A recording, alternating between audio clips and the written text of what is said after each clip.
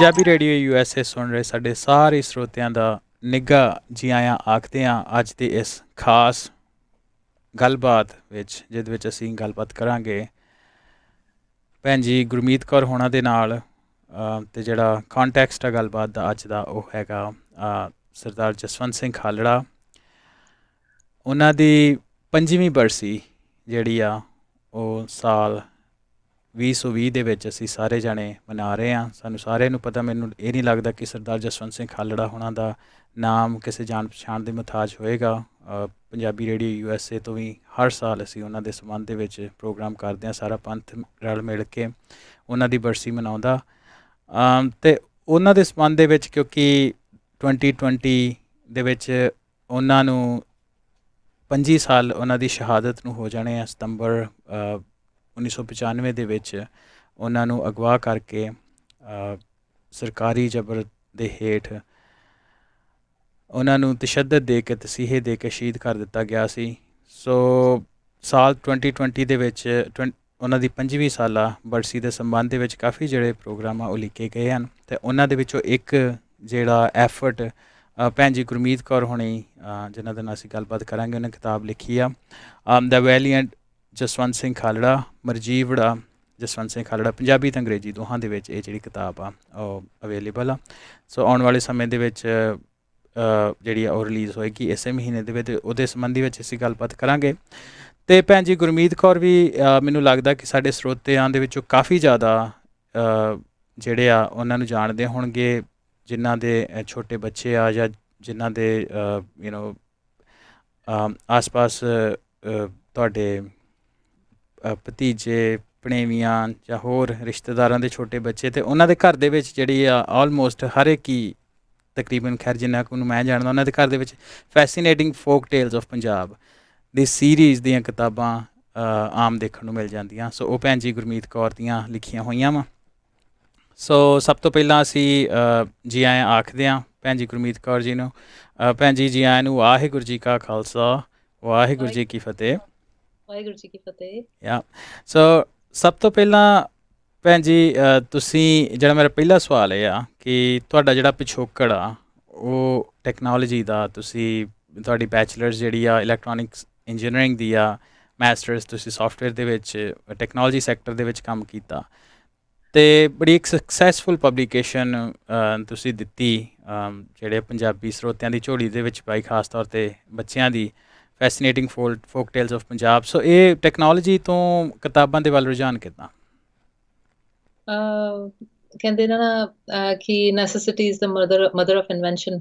ਸੋ ਜਦ ਮੇਰੀ ਧੀ ਦਾ ਜਨਮ ਹੋਇਆ ਤੇ ਮੈਂ ਦੇਖਿਆ ਕਿ ਸਾਡੇ ਬੱਚਿਆਂ ਨੂੰ ਪੰਜਾਬੀ ਬੋਲੀ ਦੇ ਨਾਲ ਜੋੜਨ ਵਾਸਤੇ ਸੋਹਣੀਆਂ, ਸਚਿੱਤਰ, ਉੱਚੀ ਮਿਆਰ ਦੀਆਂ ਕਿਤਾਬਾਂ ਇੱਥੇ ਉਪਲਬਧ ਨਹੀਂ ਹੈਗੀਆਂ। ਤੇ ਇੱਥੇ ਕੀ ਮੈਂ ਪੂਰੀ ਦੁਨੀਆ ਵਿੱਚ ਦੇਖਿਆ, ਜਿੱਥੇ ਵੀ ਪੰਜਾਬੀਆਂ ਦੀ ਵਸੋਂ ਹੈ, ਆਸਟ੍ਰੇਲੀਆ, USA, UK, ਕੈਨੇਡਾ, ਕਿਉਂਕਿ ਪੰਜਾਬ ਤੋਂ ਮੰਗਾਈਆਂ ਹੋਈਆਂ ਕਿਤਾਬਾਂ ਸਾਡੇ ਬੱਚਿਆਂ ਵਾਸਤੇ ਖਿੱਚ ਨਹੀਂ ਰੱਖਦੀਆਂ ਸੀਗੀਆਂ, ਕਿਉਂਕਿ ਇੱਥੇ ਦੇ ਬੱਚੇ ਬਹੁਤ ਸੋਹਣੀਆਂ ਬੋਰਡ ਬੁੱਕਸ, ਸਚਿੱਤਰ ਕਿਤਾਬਾਂ, ਰੰਗ ਬਿਰੰਗੀਆਂ ਕਿਤਾਬਾਂ ਜਿਹੜੀਆਂ ਕਿ ਖਿਡੌਣੇ ਹਾਰ ਹੁੰਦੀਆਂ ਨੇ, ਉਹਨਾਂ ਦੇ ਨਾਲ ਖੇਡਦੇ ਖੇਡਦੇ ਅੱਖਰਾਂ ਦੇ ਨਾਲ ਜੁੜਦੇ ਨੇ।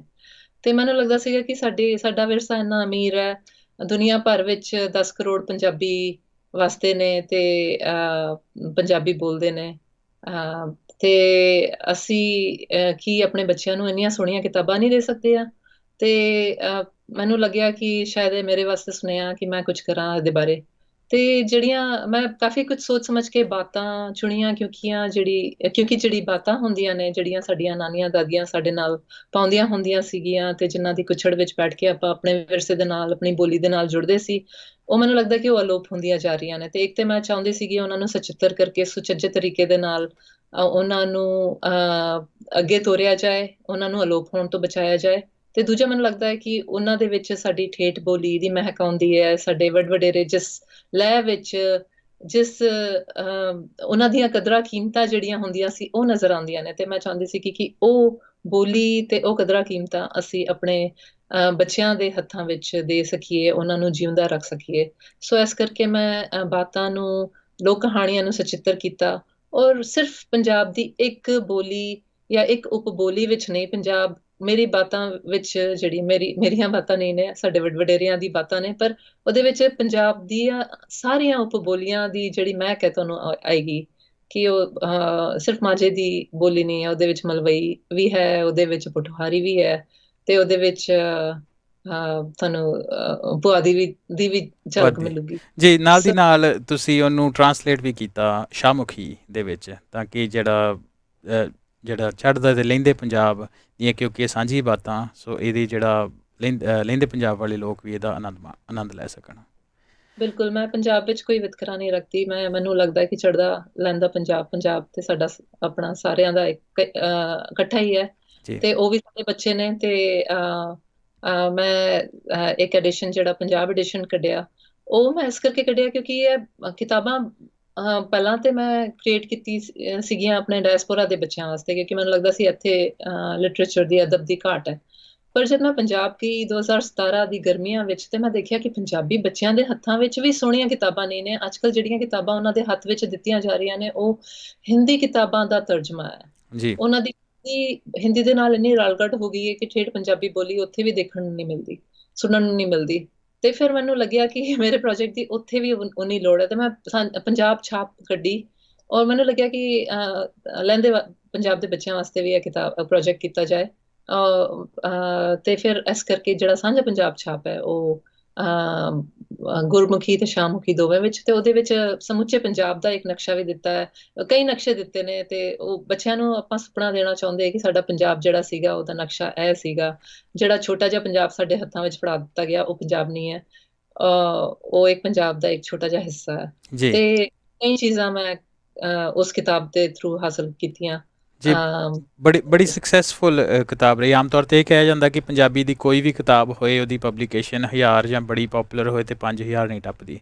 ਸੋ ਭਾਰੀ ਗਿਣਤੀ ਵਿੱਚ ਜਿਹੜੀਆਂ ਕਿਤਾਬਾਂ ਇਹ ਛਪੀਆਂ, ਸੋ ਜਿਨ੍ਹਾਂ ਦੀ ਗਿਣਤੀ ਜਿਹੜੀ ਇਨ ਟੈਨਸ ਆਫ ਥਾਊਜ਼ੈਂਡਸ, ਰਾਈਟ। ਸੋ ਇੱਕ ਵਾਕਈ ਵਧਾਈ ਦੇ ਤੁਸੀਂ ਉਸ ਵਿੱਚ ਪਾਤਰ ਹੋ। ਪਰ ਹੁਣ ਇਹਦੇ ਵਿੱਚ ਅਸੀਂ ਗੱਲਬਾਤ ਕਰਦੇ ਹਾਂ, ਤੁਸੀਂ ਸਰਦਾਰ ਜਸਵੰਤ ਸਿੰਘ ਖਾਲੜਾ ਦੀ ਜ਼ਿੰਦਗੀ ਉੱਤੇ ਲਿਖੀ। ਜਦੋਂ ਅਸੀਂ ਬਾਲ ਕਿਤਾਬਾਂ ਲਿਖਦੇ ਹਾਂ ਸੱਭਿਆਚਾਰ ਦੇ ਨਾਲ ਸੰਬੰਧਿਤ, ਉਹ ਇੱਕ ਕੋਮਲ ਬੱਚਿਆਂ ਦੇ ਹਿਰਦੇ ਵਾਲੀਆਂ ਕਿਤਾਬਾਂ ਹੁੰਦੀਆਂ, ਅਤੇ ਉਹਦੇ ਤੋਂ ਤੁਸੀਂ ਸੰਘਰਸ਼ ਦੀ ਗਾਥਾ ਲਿਖੀ, ਕਿਉਂਕਿ ਸਰਦਾਰ ਜਸਵੰਤ ਸਿੰਘ ਖਾਲੜਾ ਦੀ ਪੂਰੀ ਜ਼ਿੰਦਗੀ ਸੰਘਰਸ਼ ਦਾ ਨਾਮ। ਮੈਂ ਨਿੱਜੀ ਤੌਰ 'ਤੇ ਕਿਤਾਬ ਪੜ੍ਹੀ ਆ, ਉਹਨੇ ਇੱਕ ਬੜੇ ਵਧੀਆ ਤਰੀਕੇ ਦੇ ਨਾਲ ਤੁਸੀਂ ਪੂਰੇ ਜਿਹੜੇ ਐਕਟੀਵਿਟੀਜ਼ ਹੋਈਆਂ ਉਸ ਟਾਈਮ ਦੇ ਉੱਤੇ ਉਹਨੂੰ ਕਵਰ ਕੀਤਾ। ਇਹ ਨਹੀਂ ਸਰਦਾਰ ਜਸਵੰਤ ਸਿੰਘ ਖਾਲੜਾ ਦੀ ਲਾਈਫ ਨੂੰ ਨਹੀਂ, ਉਹਨਾਂ ਤੋਂ ਪਿੱਛੋਂ ਵੀ ਲੈ ਕੇ ਇਤਿਹਾਸਿਕ ਤੌਰ 'ਤੇ ਹਿਸਟੋਰੀਕਲ ਕੰਟੈਕਸਟ ਨੂੰ ਤੁਸੀਂ ਵਿੱਚ ਪਰੋਇਆ।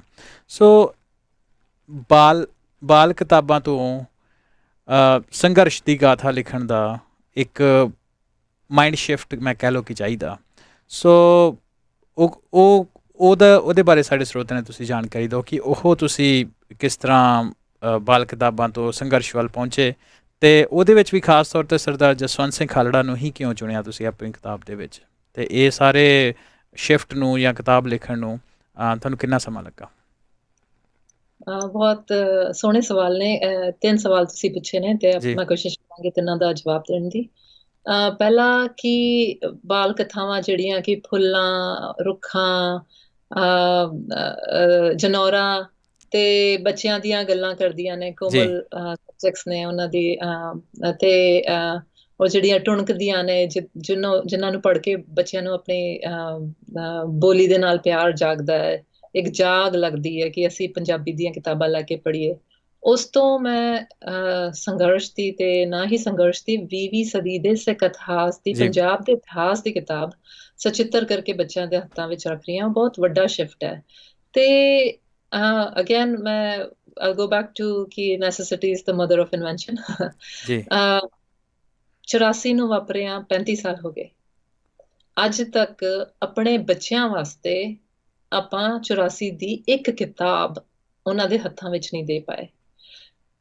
ਅਸੀਂ 84 ਆਪਣੇ ਪਿੰਡੇ ਤੇ ਹੰਡਾਇਆ, ਪਰ ਜਦ ਅਸੀਂ ਚਲੇ ਜਾਵਾਂਗੇ ਤੇ ਸਾਡੇ ਬੱਚਿਆਂ ਨੂੰ ਕੀ ਪਤਾ ਹੋਊਗਾ ਕਿ 84 ਕੀ ਹੋਏਗਾ? ਉਹ ਵਿਕੀਪੀਡੀਆ ਤੋਂ ਇਨਫੋਰਮੇਸ਼ਨ ਲੈਣਗੇ, ਉਹ ਜਿਹੜੀ ਕਿ ਸਾਰੀ ਪ੍ਰੋਪਗੈਂਡਾ ਹੈ। ਜੀ ਬਹੁਤ ਜ਼ਰੂਰੀ ਸੀ ਕਿ ਕੋਈ ਲਿਖਦਾ ਪੰਜਾਬ ਦਾ ਇਤਿਹਾਸ। ਤੇ ਤੁਹਾਡਾ ਦੂਜਾ ਸਵਾਲ ਸੀਗਾ ਕਿ ਜੀ ਜਸਵੰਤ ਸਿੰਘ ਖਾਲੜਾ ਨੂੰ ਖਾਲੜਾ ਹੀ ਕਿਉਂ। ਕਿਉਂ? ਜੀ ਤੇ ਮੈਂ ਕਵਾਂਗੀ ਕਿ ਮੈਂ ਉਹਨਾਂ ਨੂੰ ਨਹੀਂ ਚੁਣਿਆ। ਇਹ ਪ੍ਰੋਜੈਕਟ ਮੇਰੀ ਝੋਲੀ ਵਿੱਚ ਗੁਰੂ ਸਾਹਿਬ ਦੀ ਦਾਤ ਵਾਂਗੂ ਆਇਆ ਤੇ ਉਹਨਾਂ ਨੇ ਮੈਨੂੰ ਚੁਣਿਆ ਤੇ ਮੈਂ ਨਾ ਕਰ ਪਾਈ। ਸੋ ਮੇਰੇ ਜ਼ਹਿਨ ਵਿੱਚ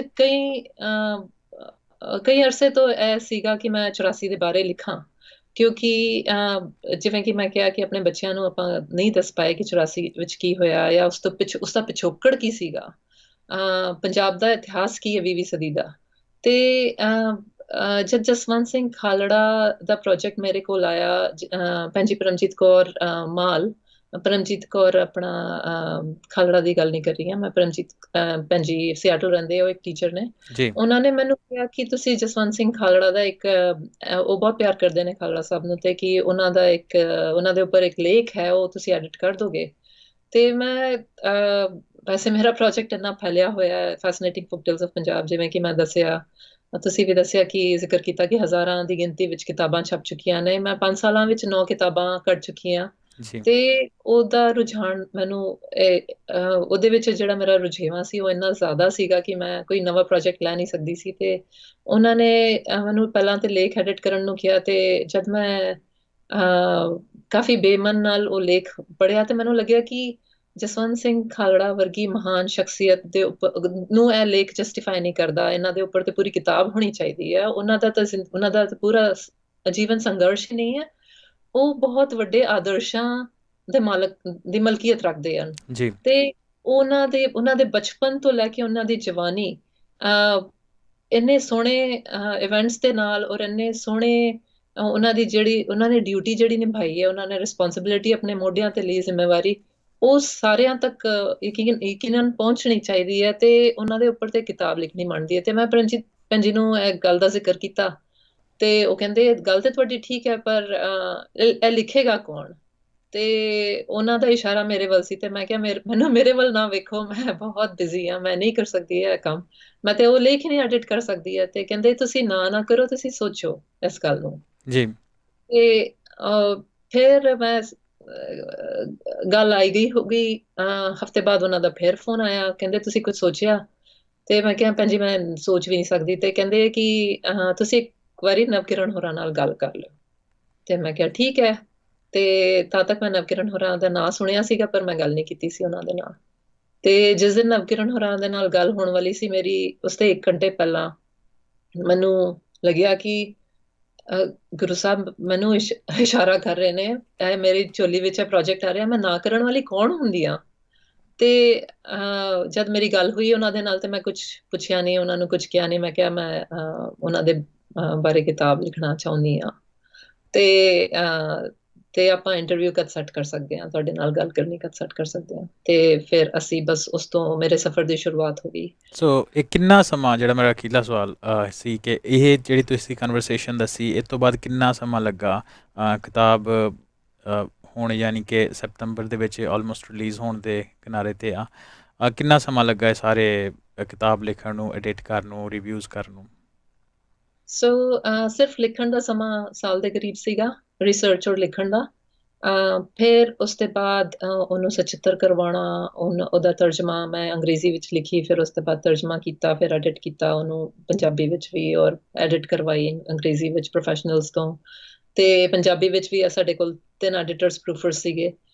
ਫਿਰ ਉਹਦਾ ਸਾਰਾ ਡਾਕੂਮੈਂਟੇਸ਼ਨ, ਜਿਹੜਾ ਉਹਦਾ ਸਪਲੀਮੈਂਟਰੀ ਡਾਕੂਮੈਂਟੇਸ਼ਨ ਤੁਸੀਂ ਵੇਖਿਆ ਕਿਤਾਬ ਵਿੱਚ ਕੀ ਕੁਝ ਜੀ ਹੈ, ਇਲਸਟ੍ਰੇਸ਼ਨਸ ਨੇ, ਇਤਿਹਾਸਿਕ ਤਸਵੀਰਾਂ ਨੇ, ਜਿਹੜੇ ਡਾਕੂਮੈਂਟਸ ਨੇ ਉਹਨਾਂ ਦੇ ਹੱਥ ਤੇ ਲਿਖੇ ਹੋਏ ਡਾਕੂਮੈਂਟਸ, ਜਸਵੰਤ ਸਿੰਘ ਖਾਲੜਾ ਹੋਰਾਂ ਦੇ, ਉਹ ਸਾਰੀਆਂ ਚੀਜ਼ਾਂ ਇਕੱਠੀਆਂ ਕਰਨੀਆਂ ਔਰ ਉਹਨਾਂ ਨੂੰ ਤਰਤੀਬ ਦੇਣੀ, ਉਹ ਸਾਰੇ ਹੋਰ 6 ਮਹੀਨੇ ਹੋਰ ਲੱਗੇ। ਸੋ ਕਰੀਬ 1.5 ਸਾਲ ਤੋਂ ਇਹ ਕੰਮ ਚੱਲ ਰਿਹਾ, ਤੇ ਬਸ ਹੁਣ ਕਿਤਾਬ ਪ੍ਰਿੰਟ ਹੋ ਗਈ ਹੈ, ਉਹਦੀ ਠੀਕ ਹੈ ਬਾਈਂਡਿੰਗ ਹੋ ਰਹੀ ਹੈ ਇੰਟਰਨੈਸ਼ਨਲ ਐਡੀਸ਼ਨ ਦੀ। ਪੰਜਾਬ ਦਾ ਅਸੀਂ ਹੁਣ ਕੁਝ ਥੋੜੀ ਬਹੁਤ ਪਲੈਨਿੰਗ ਰਹਿੰਦੀ ਹੈ, ਤੇ ਅਸੀਂ ਉਹ ਵੀ ਛੇਤੀ ਮੁਕੰਮਲ ਕਰ ਲਾਂਗੇ। ਜੀ। ਤੁਸੀਂ ਇਮੈਜੀਨੇਟਿਵ ਇਲਸਟ੍ਰੇਸ਼ਨ ਦੀ ਗੱਲ ਕੀਤੀ ਆ, ਚਿੱਤਰਕਾਰੀ ਦੀ ਗੱਲ ਕੀਤੀ, ਉਹ ਬੜੀ ਮੈਂ ਨਿੱਜੀ ਤੌਰ 'ਤੇ ਕਿਤਾਬ ਪੜ੍ਹੀ ਆ, ਅਤੇ ਬੜੀ ਵਿਲੱਖਣ ਆ, ਬੜੀ ਯੂਨੀਕ ਆ, ਅਤੇ ਕਮਾਲ ਦੀ ਆ। ਆਮ ਤੌਰ 'ਤੇ ਪੰਜਾਬੀ ਗਾਥਾਵਾਂ ਦੀ ਜਦੋਂ ਗੱਲ ਕਰਦੇ, ਤਾਂ ਜ਼ਿਆਦਾਤਰ ਉਹਨਾਂ ਦੇ ਵਿੱਚ ਜਿੱਦਾਂ ਪਿਕਚਰਸ ਹੁੰਦੀਆਂ, ਪਰ ਇਲਸਟ੍ਰੇਸ਼ਨ ਹੁੰਦੀਆਂ ਬਟ ਬਹੁਤ ਘੱਟ ਹੁੰਦੀਆਂ, ਪਰ ਤੁਸੀਂ ਉਹਦੀ ਬੜੀ ਵਰਤੋਂ ਖੁੱਲ੍ਹ ਕੇ ਕੀਤੀ। ਸੋ ਇਹਦੇ ਪਿੱਛੇ ਕੀ ਸੋਚ ਸੀ?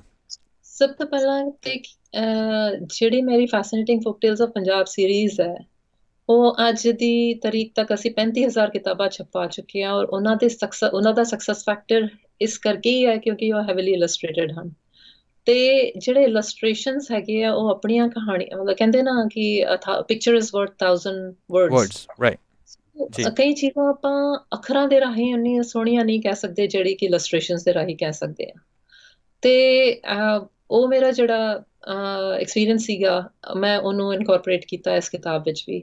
ਤੇ ਇਹ ਕਿਤਾਬ ਜਿਹੜੀ ਹੈ 12 ਸਾਲ ਪਲੱਸ ਦੇ ਏਜ ਦੇ ਬੱਚਿਆਂ ਵਾਸਤੇ ਲਿਖੀ ਹੋਈ ਹੈ। ਸੋ ਬੱਚੇ ਜਿਹੜੇ ਹੈਗੇ ਉਹ ਇਲਸਟ੍ਰੇਸ਼ਨਸ ਉਹਨਾਂ ਨੂੰ ਇੱਕ ਵੱਖਰੀ ਦੁਨੀਆ ਵਿੱਚ ਲੈ ਜਾਂਦੇ ਨੇ, ਉਹ ਇਮੇਜਿਨ ਕਰਦੇ ਨੇ ਚੀਜ਼ਾਂ, ਔਰ ਉਹਨਾਂ ਦੇ ਦਿਮਾਗ ਵਿੱਚ, ਉਹਨਾਂ ਦੇ ਜ਼ਿਹਨ ਵਿੱਚ ਤਸਵੀਰਾਂ ਜਦ ਉਤਰ ਜਾਂਦੀਆਂ ਨੇ ਤੇ ਇਹ ਉਹ ਕਦੇ ਵੀ ਭੁੱਲ ਨਹੀਂ ਸਕਦੇ। ਅੱਖਰਾਂ ਨੂੰ ਉਹ ਸ਼ਾਇਦ ਭੁੱਲ ਜਾਣ, ਪਰ ਉਹ ਤਸਵੀਰਾਂ ਨੂੰ ਕਦੇ ਨਹੀਂ ਭੁੱਲਣਗੇ। ਸੋ ਇਹ ਕੁਝ ਸੋਚ ਇਸ ਦੇ ਪਿੱਛੇ ਕੰਮ ਕਰ ਰਹੀ ਸੀ। ਤੇ ਦੂਜਾ, ਜੀ ਮੈਂ ਇਹ ਸਬਜੈਕਟ ਬੜਾ ਇੰਟ੍ਰਿਕੇਟ ਔਰ ਬੜਾ ਗੰਭੀਰ ਹੈ, ਤੇ ਮੈਂ ਉਹਨੂੰ ਥੋੜਾ ਜਿਹਾ ਇੰਗੇਜਿੰਗ ਰੱਖਣਾ ਚਾਹੁੰਦੀ ਸੀ ਬੱਚਿਆਂ ਵਾਸਤੇ, ਕਿਉਂਕਿ ਮੈਂ ਨਹੀਂ ਚਾਹੁੰਦੀ ਕਿ ਉਹ ਕਿਤਾਬ ਨੂੰ ਇੰਨਾ ਭਾਰੀ ਔਰ ਭਾਰੀ ਬਣਾ ਦਿੱਤਾ ਜਾਏ, ਕਿ ਗੰਭੀਰ ਬਣਾ ਦਿੱਤਾ ਜਾਏ ਕਿ ਬੱਚਾ ਉਹਦੇ ਵਿੱਚ ਇੰਟਰਸਟ ਲੂਜ਼ ਕਰ ਜਾਏ। ਜੀ ਤੁਸੀਂ ਮੈਨੂੰ ਦੱਸਿਆ ਵਾਰਤਾਲਾਪ ਤੋਂ ਪਹਿਲਾਂ ਕਿ ਤੁਸੀਂ ਇਹ ਕਿਤਾਬ ਮੇਰੇ ਖਿਆਲ 10 ਵਜੇ ਪੜ੍ਹਨੀ ਸ਼ੁਰੂ ਕੀਤੀ ਤੇ 1:30 ਵਜੇ ਮੁਕਾਤੀ। ਜੀ ਮੈਂ ਇੱਕ ਬੈਠਕ ਵਿੱਚ ਹੀ ਸਾਰੀ ਕਿਤਾਬ, ਇਹ ਸਾਰੀ ਕਿਤਾਬ ਜਿਹੜੀ ਪੰਜਾਬੀ ਵਰਜ਼ਨ ਨੂੰ ਫਿਨਿਸ਼ ਕੀਤਾ। ਸੋ ਬਿਲਕੁਲ ਬੜੀ ਇੰਗੇਜਿੰਗ ਆ, ਅਤੇ ਡੈਫੀਨੇਟਲੀ ਜੋ ਤੁਸੀਂ ਇਲਸਟ੍ਰੇਸ਼ਨ ਬਾਰੇ ਗੱਲਾਂ ਕਹਿ ਰਹੇ ਹੋ, ਮੈਂ ਉਹਨੂੰ ਮਹਿਸੂਸ ਕਰ ਸਕਦਾ।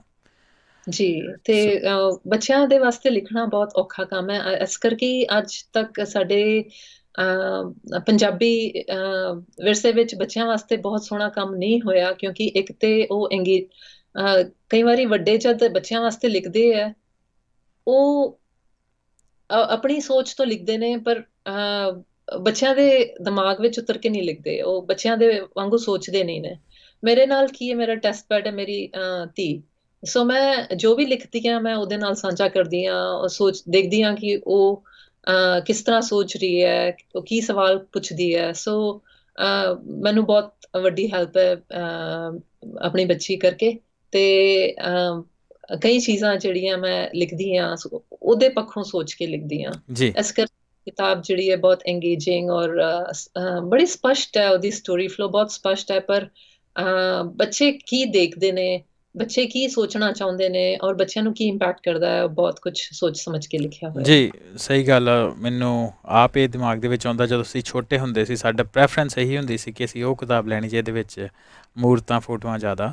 ਸੋ ਠੀਕ ਗੱਲ ਆ। ਸੋ ਸਰੋਤੇ, ਅਸੀਂ ਗੱਲਬਾਤ ਕਰ ਰਹੇ ਹਾਂ ਗੁਰਮੀਤ ਕੌਰ ਹੋਣਾ ਦੇ ਨਾਲ, ਜਿਨ੍ਹਾਂ ਦੀ ਜੀ ਅਪਕਮਿੰਗ ਬੁੱਕ ਵੈਲੀਐਂਟ ਸਰਦਾਰ ਜਸਵੰਤ ਸਿੰਘ ਖਾਲੜਾ, ਮਰਜੀਵੜਾ ਸਰਦਾਰ ਜਸਵੰਤ ਸਿੰਘ ਖਾਲੜਾ, ਜਸਵੰਤ ਸਿੰਘ ਖਾਲੜਾ ਉਹਨਾਂ ਦੀ ਜ਼ਿੰਦਗੀ ਦੇ ਉੱਤੇ, ਉਹਨਾਂ ਦੀ ਲਾਈਫ ਦੇ ਉੱਤੇ ਬੁੱਕ ਜਿਹੜੀ ਕਿ ਇਸ ਮਹੀਨੇ ਰਿਲੀਜ਼ ਹੋ ਰਹੀ ਆ। ਅਸੀਂ ਉਹਨਾਂ ਦੇ ਨਾਲ ਗੱਲਬਾਤ ਕਰ ਰਹੇ ਹਾਂ। ਸੋ ਭੈਣ ਜੀ, ਜਦੋਂ ਅਸੀਂ ਬੁੱਕ ਪੜ੍ਹਦੇ ਹਾਂ, ਉਹਦੇ ਵਿੱਚ ਜਿੱਦਾਂ ਤੁਸੀਂ ਕਈ ਚੀਜ਼ਾਂ ਦਾ ਵਰਣਨ ਕੀਤਾ, ਬਬਾਣੀਆਂ, ਕਹਾਣੀਆਂ, ਸਰਦਾਰ ਜਸਵੰਤ ਸਿੰਘ ਖਾਲੜਾ ਹੋਣਾ ਦੀ ਪੁਰਾਣੀ ਹਿਸਟਰੀ, ਪਰਿਵਾਰਿਕ ਹਿਸਟਰੀ, ਜਿਹਦੇ ਵਿੱਚ ਜਥੇਦਾਰ ਸਰਦਾਰ ਸੂਰਾ ਸਿੰਘ ਹੋਣਾ ਦੀ, ਉਹਨਾਂ ਦੇ ਦਾਦਾ ਜੀ ਸਰਦਾਰ ਹਰਨਾਮ ਸਿੰਘ ਹੋਣਾ ਦਾ ਤੁਸੀਂ ਬਖੂਬੀ ਜ਼ਿਕਰ ਕੀਤਾ। ਇਹ ਪੂਰੇ ਇੱਕ ਫਲੋ ਦੇ ਵਿੱਚ, ਇੱਕ ਜਗ੍ਹਾ ਦੇ ਵਿੱਚ ਤੁਸੀਂ ਪਰਿਵਾਰ ਦੇ, ਜਿੱਦਾਂ ਇਹ ਚੀਜ਼ ਲਿਖੀ ਕਿ ਬਾਪੂ ਜੀ ਨੇ ਸਾਰੇ ਪਰਿਵਾਰ ਨੂੰ ਇੱਕ ਜਗ੍ਹਾ ਦੇ ਉੱਤੇ ਬਿਠਾਇਆ, ਅਤੇ ਦਾਦਾ ਜੀ ਸਰਦਾਰ ਹਰਨਾਮ ਸਿੰਘ ਹੋਣਾ ਦੀ ਜਿਹੜੀ ਅਖੀਰਲੀ ਸ਼ੰਘਾਈ ਤੋਂ ਆਈ ਚਿੱਠੀ ਉਹਨਾਂ ਨੂੰ ਉਹ ਦੱਸਦੇ ਆ, ਉਹਨਾਂ ਦੇ ਖੱਤ ਬਾਰੇ ਦੱਸਦੇ ਆ। ਤਾਂ ਮੈਨੂੰ ਇਹਦੇ ਵਿੱਚ ਇਹ ਲੱਗਦਾ ਕਿ ਸ਼ਾਇਦ ਸਾਨੂੰ ਚੇਤਾ ਕਰਾਉਣ ਦੇ ਲਈ ਤੁਸੀਂ ਇਹ ਚੀਜ਼ ਰੱਖੀ ਕਿ ਪਰਿਵਾਰ ਦੇ ਵਿੱਚ ਬਹਿਣਾ, ਆਪਣੇ ਵਿਰਸੇ ਦੀਆਂ, ਮਹਾਨ ਵਿਰਸੇ ਦੀਆਂ ਗੱਲਾਂ ਬਾਤਾਂ ਕਰਨੀਆਂ, ਅਤੇ ਇਹ ਗੱਲਾਂ ਰੀਅਲ ਟਾਈਮ ਬੱਚਿਆਂ ਦੇ ਨਾਲ ਸ਼ੇਅਰ ਕਰਨੀਆਂ ਬੜੀਆਂ ਜ਼ਰੂਰੀ ਹੈ। ਮੈਨੂੰ ਇਹ ਲੱਗਾ ਕਿ ਇਹ ਸ਼ਾਇਦ ਇਹੀ ਇੱਕ ਰੀਜ਼ਨ ਆ ਤੁਸੀਂ ਕਿਤਾਬ ਦੇ ਵਿੱਚ ਉਹ ਜਿਹੜਾ ਇਸ ਨੂੰ ਜਗ੍ਹਾ ਦਿੱਤੀ, ਕਿਉਂਕਿ ਕਿਤਾਬ, ਜਿੱਦਾਂ ਸਾਨੂੰ ਪਤਾ ਕਿ ਐਡੀ ਮਹਾਨ ਹਸਤੀ ਦੀ ਜ਼ਿੰਦਗੀ ਉੱਤੇ ਕਿਤਾਬ ਲਿਖਣੀ ਫਿਰ ਵੀ ਬਹੁਤ ਸੀਮਿਤ ਅੱਖਰ ਹੁੰਦੇ ਆ, ਪਰ ਤੁਸੀਂ ਇਹ ਇੱਦਾਂ ਦੇ ਬਿਰਤਾਂਤ ਨੂੰ ਉਹਦੇ ਵਿੱਚ ਜਗ੍ਹਾ ਦਿੱਤੀ। ਸ਼ਾਇਦ ਇਹੀ ਕਾਰਨ ਸੀ। ਹਾਂਜੀ, ਬਿਲਕੁਲ ਠੀਕ ਹੈ ਤੁਸੀਂ। ਮੇਰੇ ਖਿਆਲ ਤੁਸੀਂ ਇਸ ਚਿੱਤਰ ਦਾ ਜ਼ਿਕਰ ਕਰ ਰਹੇ ਸੀ। ਜੀ ਜੀ ਇਸ ਜੀ ਵਿੱਚ ਬਾਪੂ ਜੀ ਆਪਣੇ ਬੱਚਿਆਂ ਨੂੰ ਕਹਾਣੀ ਆਪਣੇ ਪਿਤਾ ਜੀ ਦਾ ਖੱਤ ਲਿਖਿਆ, ਅਖੀਰਲਾ ਖੱਤ ਲਿਖਿਆ ਹੋਇਆ ਉਹਨਾਂ ਦੇ ਨਾਲ ਸਾਂਝਾ ਕਰ ਰਹੇ ਹਨ। ਤੇ ਜਿੱਦਾਂ ਮੈਂ ਕਹਿ ਰਹੀ ਸੀ ਕਿ ਅਸੀਂ ਇਲਸਟ੍ਰੇਸ਼ਨਸ ਵਿੱਚ ਬਹੁਤ ਕੁਝ ਪਾਇਆ ਹੈ, ਜਿਵੇਂ ਕਿ ਇਹ ਸੰਦੂਕ ਉਹਨਾਂ ਦੇ ਘਰ ਦਾ ਅਸਲੀ ਸੰਦੂਕ ਹੈ। ਤੇ ਇਹ ਜਿਹੜਾ ਕਿ ਯੱਕਾ ਟਾਂਗਾ ਹੈ, ਜਿਹਦੇ ਵਿੱਚ ਬੈਠ ਕੇ ਉਹਨਾਂ ਦੇ ਦਾਦਾ ਜੀ ਹਰਨਾਮ ਸਿੰਘ ਲਾਹੌਰ ਦੇ ਰੇਲਵੇ ਸਟੇਸ਼ਨ ਤੋਂ ਰਵਾਨਾ ਰੁਖਸਤ ਹੁੰਦੇ ਨੇ ਸ਼ੰਘਾਈ ਵਾਸਤੇ।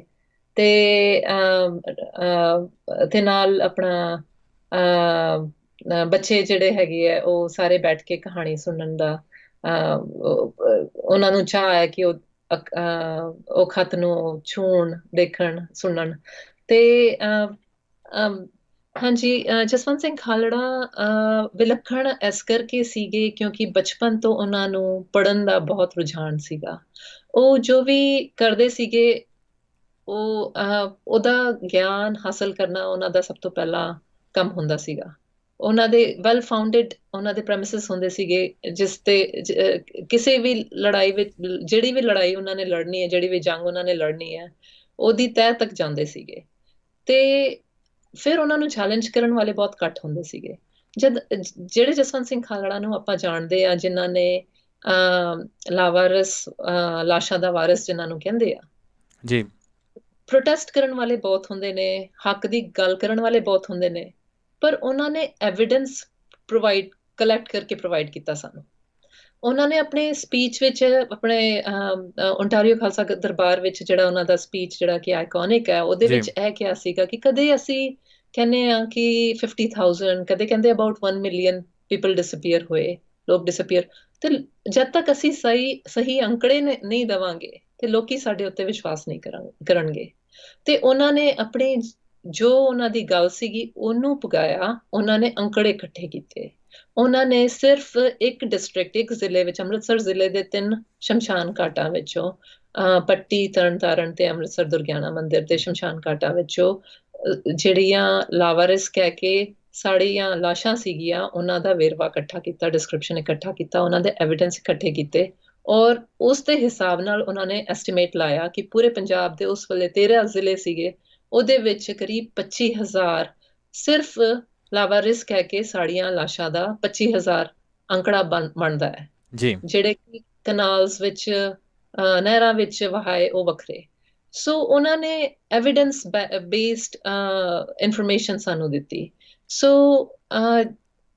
ਗੱਲ ਹੋ ਰਹੀ ਸੀਗੀ ਕਿ ਬਾਣੀਆਂ ਕਹਾਣੀਆਂ ਤੋਂ ਸ਼ੁਰੂ ਹੁੰਦੀ ਹੈ ਤੇ ਬੇਸਿਕਲੀ ਫਿਰ ਕਿਤਾਬਾਂ ਤੱਕ ਆ ਕੇ ਗੱਲ ਅਪੜਦੀ ਹੈ ਕਿ ਆਪਾਂ ਨੂੰ ਆਪਣੇ ਵਿਰਸੇ ਦੇ ਨਾਲ ਜੁੜਨਾ, ਆਪਣੀਆਂ ਕਿਤਾਬਾਂ ਪੜ੍ਹਨੀਆਂ ਕਿੰਨੀ ਜ਼ਰੂਰੀ ਹੈਗੀਆਂ, ਔਰ ਆਪਣਾ ਇਤਿਹਾਸ ਪਤਾ ਕਰਨਾ, ਨੌਲੇਜ ਦੀ ਜੋ ਨੌਲੇਜ ਹੋਣੀ ਕਿਸੇ ਚੀਜ਼ ਦੀ, ਉਹ ਬਹੁਤ ਜ਼ਰੂਰੀ ਹੈ। ਇਸ ਇਲਸਟ੍ਰੇਸ਼ਨ ਵਿੱਚ ਫॉर ਐਗਜ਼ਾਮਪਲ ਮੈਂ ਜਦ ਉਹ ਆਪਣੇ ਪਿੰਡ ਵਾਪਸ ਆਉਂਦੇ ਨੇ ਪੜ੍ਹਾਈ ਪੂਰੀ ਕਰਕੇ ਤੇ ਭਾਰਤ ਨੌਜਵਾਨ ਸਭਾ ਦੀ ਇਕਾਈ ਖੋਲਦੇ ਨੇ ਆਪਣੇ ਪਿੰਡ ਵਿੱਚ, ਤੇ ਸਭ ਤੋਂ ਪਹਿਲਾਂ ਉਹ ਸ਼ਹੀਦ ਭਗਤ ਸਿੰਘ ਹਾਲ ਵਿੱਚ ਬਣਾਉਂਦੇ ਨੇ, ਉਹਦੀ ਉਸਾਰੀ ਕਰਦੇ ਨੇ, ਉਹਦੇ ਵਿੱਚ ਲਾਇਬ੍ਰੇਰੀ ਬਣਾਉਂਦੇ ਨੇ। ਔਰ ਕਿਉਂਕਿ ਉਹਨਾਂ ਦਾ ਪ੍ਰੈਮਿਸਿਸ ਸੀਗਾ ਕਿ ਨੌਲੇਜ ਤੋਂ ਹੀ ਆਪਾਂ, ਜਦ ਆਪਣੇ ਆਪ ਨੂੰ ਨੌਲੇਜ ਦੇ ਨਾਲ ਆਰਮ ਕਰੀਏ ਤਾਂ ਹੀ ਆਪਾਂ ਕਿਸੇ ਸੰਘਰਸ਼ ਦਾ ਹਿੱਸਾ ਬਣ ਸਕਦੇ ਹਾਂ। ਜੀ। ਸੋ ਤੁਸੀਂ ਇੱਕ ਐਗਜ਼ਾਮਪਲ ਲਈ, ਅਸੀਂ ਪਹਿਲਾਂ ਵੀ ਗੱਲ ਕਰ ਚੁੱਕੇ ਹਾਂ ਕਿ ਸਾਰੀ ਜਿਹੜੀ ਗੱਲਬਾਤ ਆ ਉਹਨੂੰ ਤੁਸੀਂ ਪਰੋਇਆ ਮੈਂ ਇੱਕ ਪੂਰੇ ਫਲੋ ਦੇ ਵਿੱਚ। ਸੋ ਸਰਦਾਰ ਜਸਵੰਤ ਸਿੰਘ ਖਾਲੜਾ ਹੋਣਾ ਦੇ ਜੀਵਨ ਬਿਰਤਾਂਤ ਦੇ ਨਾਲ ਉਸ ਸਮੇਂ ਦੇ ਜਿਹੜੇ ਬਦਲ ਰਹੇ ਪੰਜਾਬ ਦੇ ਮਾਹੌਲ, ਕਿਉਂਕਿ 1947 ਦੇ ਵਿੱਚ ਪਹਿਲੀ ਵੰਡ ਹੁੰਦੀ ਆ, 1966 ਦੇ ਵਿੱਚ ਪੰਜਾਬ ਦੀ ਦੂਜੀ ਵੰਡ ਹੁੰਦੀ ਆ, ਫਿਰ ਘੱਲੂਘਾਰਾ, ਅੰਮ੍ਰਿਤਸਰ ਦੇ ਵਿੱਚ ਦਰਬਾਰ ਸਾਹਿਬ ਦੇ ਉੱਤੇ ਹਮਲਾ, ਦਿੱਲੀ ਦੇ ਵਿੱਚ ਕਤਲੇਆਮ, ਉਹਦੇ ਤੋਂ ਬਾਅਦ ਜਿਹੜਾ ਬੇਇੰਤਹਾ ਜਿਹੜਾ ਅੱਤ ਦਾ ਜਿਹੜਾ ਜ਼ੁਲਮ ਆ ਉਹ ਆਮ ਸਿੱਖਾਂ ਦੇ ਉੱਤੇ, ਜਾਂ ਇਨ ਜਨਰਲ ਕਹਿ ਲਓ ਪੰਜਾਬੀਆਂ ਦੇ ਉੱਪਰ, ਪਰ ਮੈਜੋਰਿਟੀ ਸਿੱਖਾਂ ਦੇ ਉੱਤੇ ਹੁੰਦਾ ਵਾ। ਸੋ ਉਹਦੇ ਬਾਰੇ ਵੀ ਇੱਕ ਕਿਸਮ ਦਾ ਡਾਕੂਮੈਂਟ ਆ। ਜਿੱਦਾਂ ਤੁਸੀਂ ਪਹਿਲਾਂ ਕਿਹਾ ਕਿ ਸੰਘਰਸ਼ ਕਰਨ ਵਾਲੇ ਬਹੁਤ ਹੁੰਦੇ ਆ, ਸੋ ਜਸਵੰਤ ਸਿੰਘ ਖਾਲੜਾ ਦੀ ਲਾਈਫ ਦੇ ਵਿੱਚ ਵੀ ਤੁਸੀਂ ਇਹ ਦੇਖਿਆ ਕਿ ਉਹਨਾਂ ਐਗਜ਼ਿਸਟਿੰਗ ਇਨਫਰਾਸਟਰਕਚਰ ਦੇ ਦੌਰਾਨ ਇਹਨੂੰ ਹੈਂਡਲ ਕਰਨ ਦੀ ਜਾਂ ਟੈਕਲ ਕਰਨ ਦੀ ਕੋਸ਼ਿਸ਼ ਕੀਤੀ। ਜਿਸ ਤਰ੍ਹਾਂ ਤੁਸੀਂ ਦੱਸਿਆ ਨੌਜਵਾਨ ਸਭਾ ਬਣਾਈ, ਉਹਦੇ ਤੋਂ ਬਾਅਦ ਖੱਬੇ ਪੱਖੀ ਜਥੇਬੰਦੀਆਂ ਦੇ ਨਾਲ ਉਹਨਾਂ ਰਲ ਕੇ ਕੰਮ ਕੀਤਾ, ਸ਼੍ਰੋਮਣੀ ਅਕਾਲੀ ਦਲ ਦੇ ਨਾਲ ਰਲ ਕੇ ਕੰਮ ਕੀਤਾ। ਪਰ ਉਸ ਤੋਂ ਬਾਅਦ ਥੋੜ੍ਹੇ ਸਮੇਂ ਬਾਅਦ ਇਹਨਾਂ ਸਾਰੀ ਚੀਜ਼ਾਂ ਤੋਂ ਮੋਹ ਭੰਗ ਹੋ ਜਾਂਦਾ, ਅਤੇ ਫਿਰ ਜਦੋਂ ਕਈ ਵਾਰ ਆਮ ਬੰਦੇ ਹੁੰਦੇ ਆ ਕਿ ਉਹ ਹਿੰਮਤ ਹਾਰ ਜਾਂਦੇ ਆ, ਪਰ ਉਹਨਾਂ ਬੜੇ ਆਪਣੇ ਸੀਮਤ ਸਾਧਨਾਂ ਦੇ ਹੁੰਦਿਆਂ ਹੋਇਆਂ ਜਿਹੜਾ ਆਪਣਾ ਕੰਮ ਆ ਉਹ ਜਾਰੀ ਰੱਖਿਆ, ਉਹ ਵੀ ਇੰਨੀ ਜ਼ਾਬਰ ਹਕੂਮਤ ਦੇ ਸਾਹਮਣੇ ਡਟਣ ਵਾਲਾ। ਤੁਹਾਡੀ ਕਿਤਾਬ ਦੇ ਵਿੱਚ ਕਾਫੀ ਦਸਤਾਵੇਜ਼ ਇਹਦੇ ਸੰਬੰਧ ਦੇ ਵਿੱਚ ਪ੍ਰਿੰਟ ਕੀਤੇ ਆ, ਸੋ ਉਹਦੇ ਸਰੋਤ ਤੁਹਾਡੇ ਕੋਲ ਕਿੱਥੋਂ ਆਏ? ਕਿਉਂਕਿ ਕਾਫੀ ਕੰਪਰੀਹੈਂਸਿਵ ਤੁਸੀਂ ਫਲੋ ਦੇ ਵਿੱਚ ਚੀਜ਼ਾਂ ਲਿਖੀਆਂ, ਉਹਦੇ ਤੁਸੀਂ ਇਲਸਟ੍ਰੇਸ਼ਨ ਅਤੇ ਇੱਕ ਸਾਈਡ ਦੇ ਉੱਤੇ ਇੱਕ ਹਿਸਟੋਰੀਕਲ ਦਸਤਾਵੇਜ਼ ਵੀ ਅਸੀਂ ਇੱਕ ਕਿਤਾਬ ਨੂੰ ਦੇਖ ਸਕਦੇ ਹਾਂ, ਸੋ ਉਹਦੇ ਤੁਹਾਡੇ ਸੋਰਸਿਸ ਕੀ ਰਹੇ? ਸੋ ਖਾਲੜਾ ਸਾਹਿਬ ਦੇ ਜੀਵਨ ਦੇ ਜਿਹੜੇ ਵੀ ਹਿਸਟੋਰੀਕਲ ਡਾਕੂਮੈਂਟ ਸੀਗੇ, ਜਿਵੇਂ ਕਿ ਉਹਨਾਂ ਦੀ ਤਸਵੀਰਾਂ ਤੇ ਉਹਨਾਂ ਦੇ ਲਿਖੇ ਹੋਏ ਡਾਕੂਮੈਂਟਸ, ਉਹ ਮੋਸਟਲੀ ਖਾਲੜਾ ਪਰਿਵਾਰ ਦੇ ਨੇ ਸਾਨੂੰ ਮੁਹੱਈਆ ਕਰਾਏ। ਨਕਿਰਨ ਹੋਰਾਂ ਦੇ ਨਾਲ ਮੈਂ ਸ਼ੁਰੂ ਤੋਂ ਅੰਤ ਤੱਕ ਇਹ ਪ੍ਰੋਜੈਕਟ ਉਹਨਾਂ ਦੇ ਨਾਲ ਕੀਤਾ, ਸੋ ਸਾਰੀ ਇਨਫੋਰਮੇਸ਼ਨ ਬੇਸ ਉਹਨਾਂ ਨੇ ਪ੍ਰੋਵਾਈਡ ਕੀਤੀ, ਖਾਲੜਾ ਮਿਸ਼ਨ ਆਰਗੇਨਾਈਜੇਸ਼ਨ ਨੇ। ਸੋ ਉਸ ਤੋਂ ਇਲਾਵਾ ਤੁਸੀਂ ਦੱਸਿਆ ਕਿ ਇਹ ਪੰਜਾਬ ਦੇ 20ਵੀਂ ਸਦੀ ਦਾ ਸਿੱਖ ਇਤਿਹਾਸ ਜਾਂ ਪੰਜਾਬ ਦਾ ਇਤਿਹਾਸ ਹੈ, ਉਹਦੇ ਵਿੱਚ ਵੀ ਹਿਸਟੋਰੀਕਲ ਡਾਕੂਮੈਂਟਸ ਅਸੀਂ ਔਰ ਹਿਸਟੋਰੀਕਲ ਪਿਕਚਰਸ ਅਸੀਂ ਕਾਫੀ ਇਨਕਲੂਡ ਕੀਤੇ ਹੈ, ਤੇ 84 ਦੀ ਕਾਫੀ ਸਾਰੀ ਤਸਵੀਰਾਂ ਅਸੀਂ ਇਕੱਠੀਆਂ ਕੀਤੀਆਂ ਨੇ, ਔਰ ਕਈ ਵਿਲੱਖਣ ਤਸਵੀਰਾਂ ਜਿਹੜੀਆਂ ਕਿ ਅੱਜ ਤੱਕ ਪਬਲਿਸ਼ ਨਹੀਂ ਹੋਈਆਂ ਨੇ, ਅਸੀਂ ਉਹ ਵੀ ਸੋਰਸ ਕੀਤੀਆਂ। ਸੋ ਅਸੀਂ ਕਈ ਫੋਟੋਗ੍ਰਾਫਰਸ ਦੇ ਕੋਲ ਗਏ, ਉਹਨਾਂ ਦੇ ਕੋਲ ਪਰਮਿਸ਼ਨਸ ਲਿੱਤੀਆਂ, ਕਈ ਚੀਜ਼ਾਂ ਇੰਟਰਨੈਟ ਤੋਂ ਮਿਲੀਆਂ, ਕਈ ਚੀਜ਼ਾਂ ਜਿਹੜੇ ਸੰਘਰਸ਼ ਦੇ ਨਾਲ ਜੁੜੇ ਸੀ ਉਹਨਾਂ ਦੇ ਕੋਲੋਂ ਉਹਨਾਂ ਨੇ ਪ੍ਰੋਵਾਈਡ ਕੀਤੀਆਂ ਸਾਨੂੰ ਕਈ ਫੋਟੋਗ੍ਰਾਫਸ ਵਗੈਰਾ। ਸੋ ਫॉर ਐਗਜ਼ਾਮਪਲ ਅਨੰਦਪੁਰ ਸਾਹਿਬ ਦਾ ਇੱਕ ਮਤੇ ਦਾ ਇੱਕ ਦੇ ਉੱਪਰ ਪੂਰਾ ਚੈਪਟਰ ਹੈ ਜੀ। ਅਸੀਂ ਜਦ 84 ਦੀ ਗੱਲ ਕਰਦੇ ਹਾਂ ਜਾਂ ਸਿੱਖ ਸੰਘਰਸ਼ ਦੀ ਗੱਲ ਕਰਦੇ ਹਾਂ, ਉਸ ਦੇ ਬੈਕਗਰਾਉਂਡ ਵਿੱਚ ਅਨੰਦਪੁਰ ਸਾਹਿਬ ਦਾ ਮਤਾ ਹੈ, ਤੇ ਅਨੰਦਪੁਰ ਸਾਹਿਬ ਦਾ ਮਤਾ ਉਸ ਦੇ ਸਰਦਾਰ ਕਪੂਰ ਸਿੰਘ ਦਾ ਇਲਸਟ੍ਰੇਸ਼ਨ ਹੈ, ਔਰ ਉਹਨਾਂ ਦਾ ਹੱਥ ਲਿਖਿਆ ਹੋਇਆ ਜਿਹੜਾ ਮਤਾ ਹੈ ਉਸ ਦੀ ਵੀ ਪਿਕਚਰ ਹੈ ਬੈਕਗਰਾਉਂਡ ਵਿੱਚ। ਸੋ ਅਸੀਂ ਚਾਹੁੰਦੇ ਸੀਗੇ ਕਿ ਇਹ ਸਾਰੇ ਡਾਕੂਮੈਂਟਸ ਬੱਚਿਆਂ ਨੂੰ ਇੱਕ ਕਿਤਾਬ ਵਿੱਚ ਨਜ਼ਰ ਆ ਜਾਣ, ਔਰ ਉਹ ਆਪਣੇ ਵਿਰਸੇ ਦੇ ਨਾਲ ਪੂਰੇ ਸਮੁੱਚੇ ਤਰੀਕੇ ਦੇ ਨਾਲ ਜੁੜ ਸਕਣ, ਤੇ ਕਾਫੀ ਮਿਹਨਤ ਕੀਤੀ ਹੈ। ਕਈ ਹਿਸਟੋਰੀਕਲ ਫੋਟੋਗ੍ਰਾਫਸ ਲਿੱਤੇ ਹੈ ਤੇ ਡਾਕੂਮੈਂਟਸ ਲੈ ਕੇ ਅਸੀਂ ਉਹਨਾਂ ਨੂੰ ਤਰਤੀਬ ਦੇ ਨਾਲ ਫਲੋ ਵਿੱਚ ਪਿਰੋਇਆ ਇਸ ਕਿਤਾਬ ਵਿੱਚ, ਕਿਉਂਕਿ ਇਹ ਕਿਤਾਬ ਖਾਲੜਾ ਸਾਹਿਬ ਦੇ ਜੀਵਨ ਦਾ ਵੇਰਵਾ ਤੇ ਹੈ ਹੀ ਹੈ, ਤੇ ਨਾਲ ਉਹਨਾਂ ਦੇ ਨਾਲ ਜਿਹੜੇ ਵੀ ਘਟਨਾਵਾਂ ਵਾਪਰੀਆਂ ਨੇ, ਜਿਨ੍ਹਾਂ ਨੇ ਉਹਨਾਂ ਨੂੰ ਇੱਕ ਸੰਘਰਸ਼ ਦੇ ਨਾਲ ਜੋੜਿਆ, ਜਿਨ੍ਹਾਂ ਨੇ ਜੋ ਉਹਨਾਂ ਦੀ ਸ਼ਹਾਦਤ ਦਾ ਅੰਜਾਮ ਬਣਦਾ ਹੈ, ਉਹ ਸਾਰਾ ਵੇਰਵਾ, ਉਹ ਸਾਰਾ ਇਤਿਹਾਸ ਵੀ ਇਸ ਕਿਤਾਬ ਵਿੱਚ ਹੈ, ਦੋਵੇਂ ਇੰਟਰਟਵਾਈਨਡ ਹੈਗੇ। ਜੀ ਜੀ, ਜਿੱਦਾਂ ਕੰਪੈਰੀਟਿਵਲੀ ਲੈਸ ਨੋਨ, ਘੱਟ ਲੋਕਾਂ ਨੂੰ ਪਤਾ ਹੋ, 1955 ਦੇ ਵਿੱਚ ਵੀ ਦਰਬਾਰ ਸਾਹਿਬ ਦੇ ਉੱਤੇ ਜਿਹੜਾ ਹਮਲਾ ਹੋਇਆ ਉਹਦੀ ਪਿਕਚਰ ਵੀ ਉਹਦੇ ਵਿੱਚ ਹੈਗੀ ਆ। ਫਿਰ ਮਾਸਟਰ ਤਾਰਾ ਸਿੰਘ ਕੌਂਗਰੀਗੇਸ਼ਨ ਨੂੰ ਇਕੱਠ ਨੂੰ ਸੰਬੋਧਨ ਕਰ ਰਿਹਾ, ਸੋ ਕਾਫੀ ਜਿਹੜਾ ਤੁਸੀਂ ਵੱਖ-ਵੱਖ ਸੋਰਸਿਸ ਤੋਂ ਇਨਫੋਰਮੇਸ਼ਨ ਇਕੱਠੀ ਕੀਤੀ, ਉਹਨੂੰ ਇੱਕ ਲੜੀ ਦੇ ਵਿੱਚ ਪਰੋਇਆ, ਸੋ ਬਹੁਤ ਸਜਦਾ ਤੁਹਾਡੀ ਮਿਹਨਤ ਨੂੰ। ਸੋ ਅਸੀਂ ਗੱਲਬਾਤ ਕਰਦੇ ਹਾਂ ਪੋਸਟ ਜੂਨ ਜਾਂ ਨਵੰਬਰ 1984 ਤੋਂ ਬਾਅਦ ਦਾ ਸਮਾਂ, ਜਿਹੜਾ ਕਿ ਇਹਨਾਂ ਦੀ ਲਾਈਫ ਦੇ ਵਿੱਚ ਕਾਫੀ ਕਰੂਸ਼ੀਅਲ ਸੀ, ਆਮ ਤੌਰ 'ਤੇ ਉੱਤੇ ਸਾਰੇ ਪੰਜਾਬ ਦੇ ਵਿੱਚ।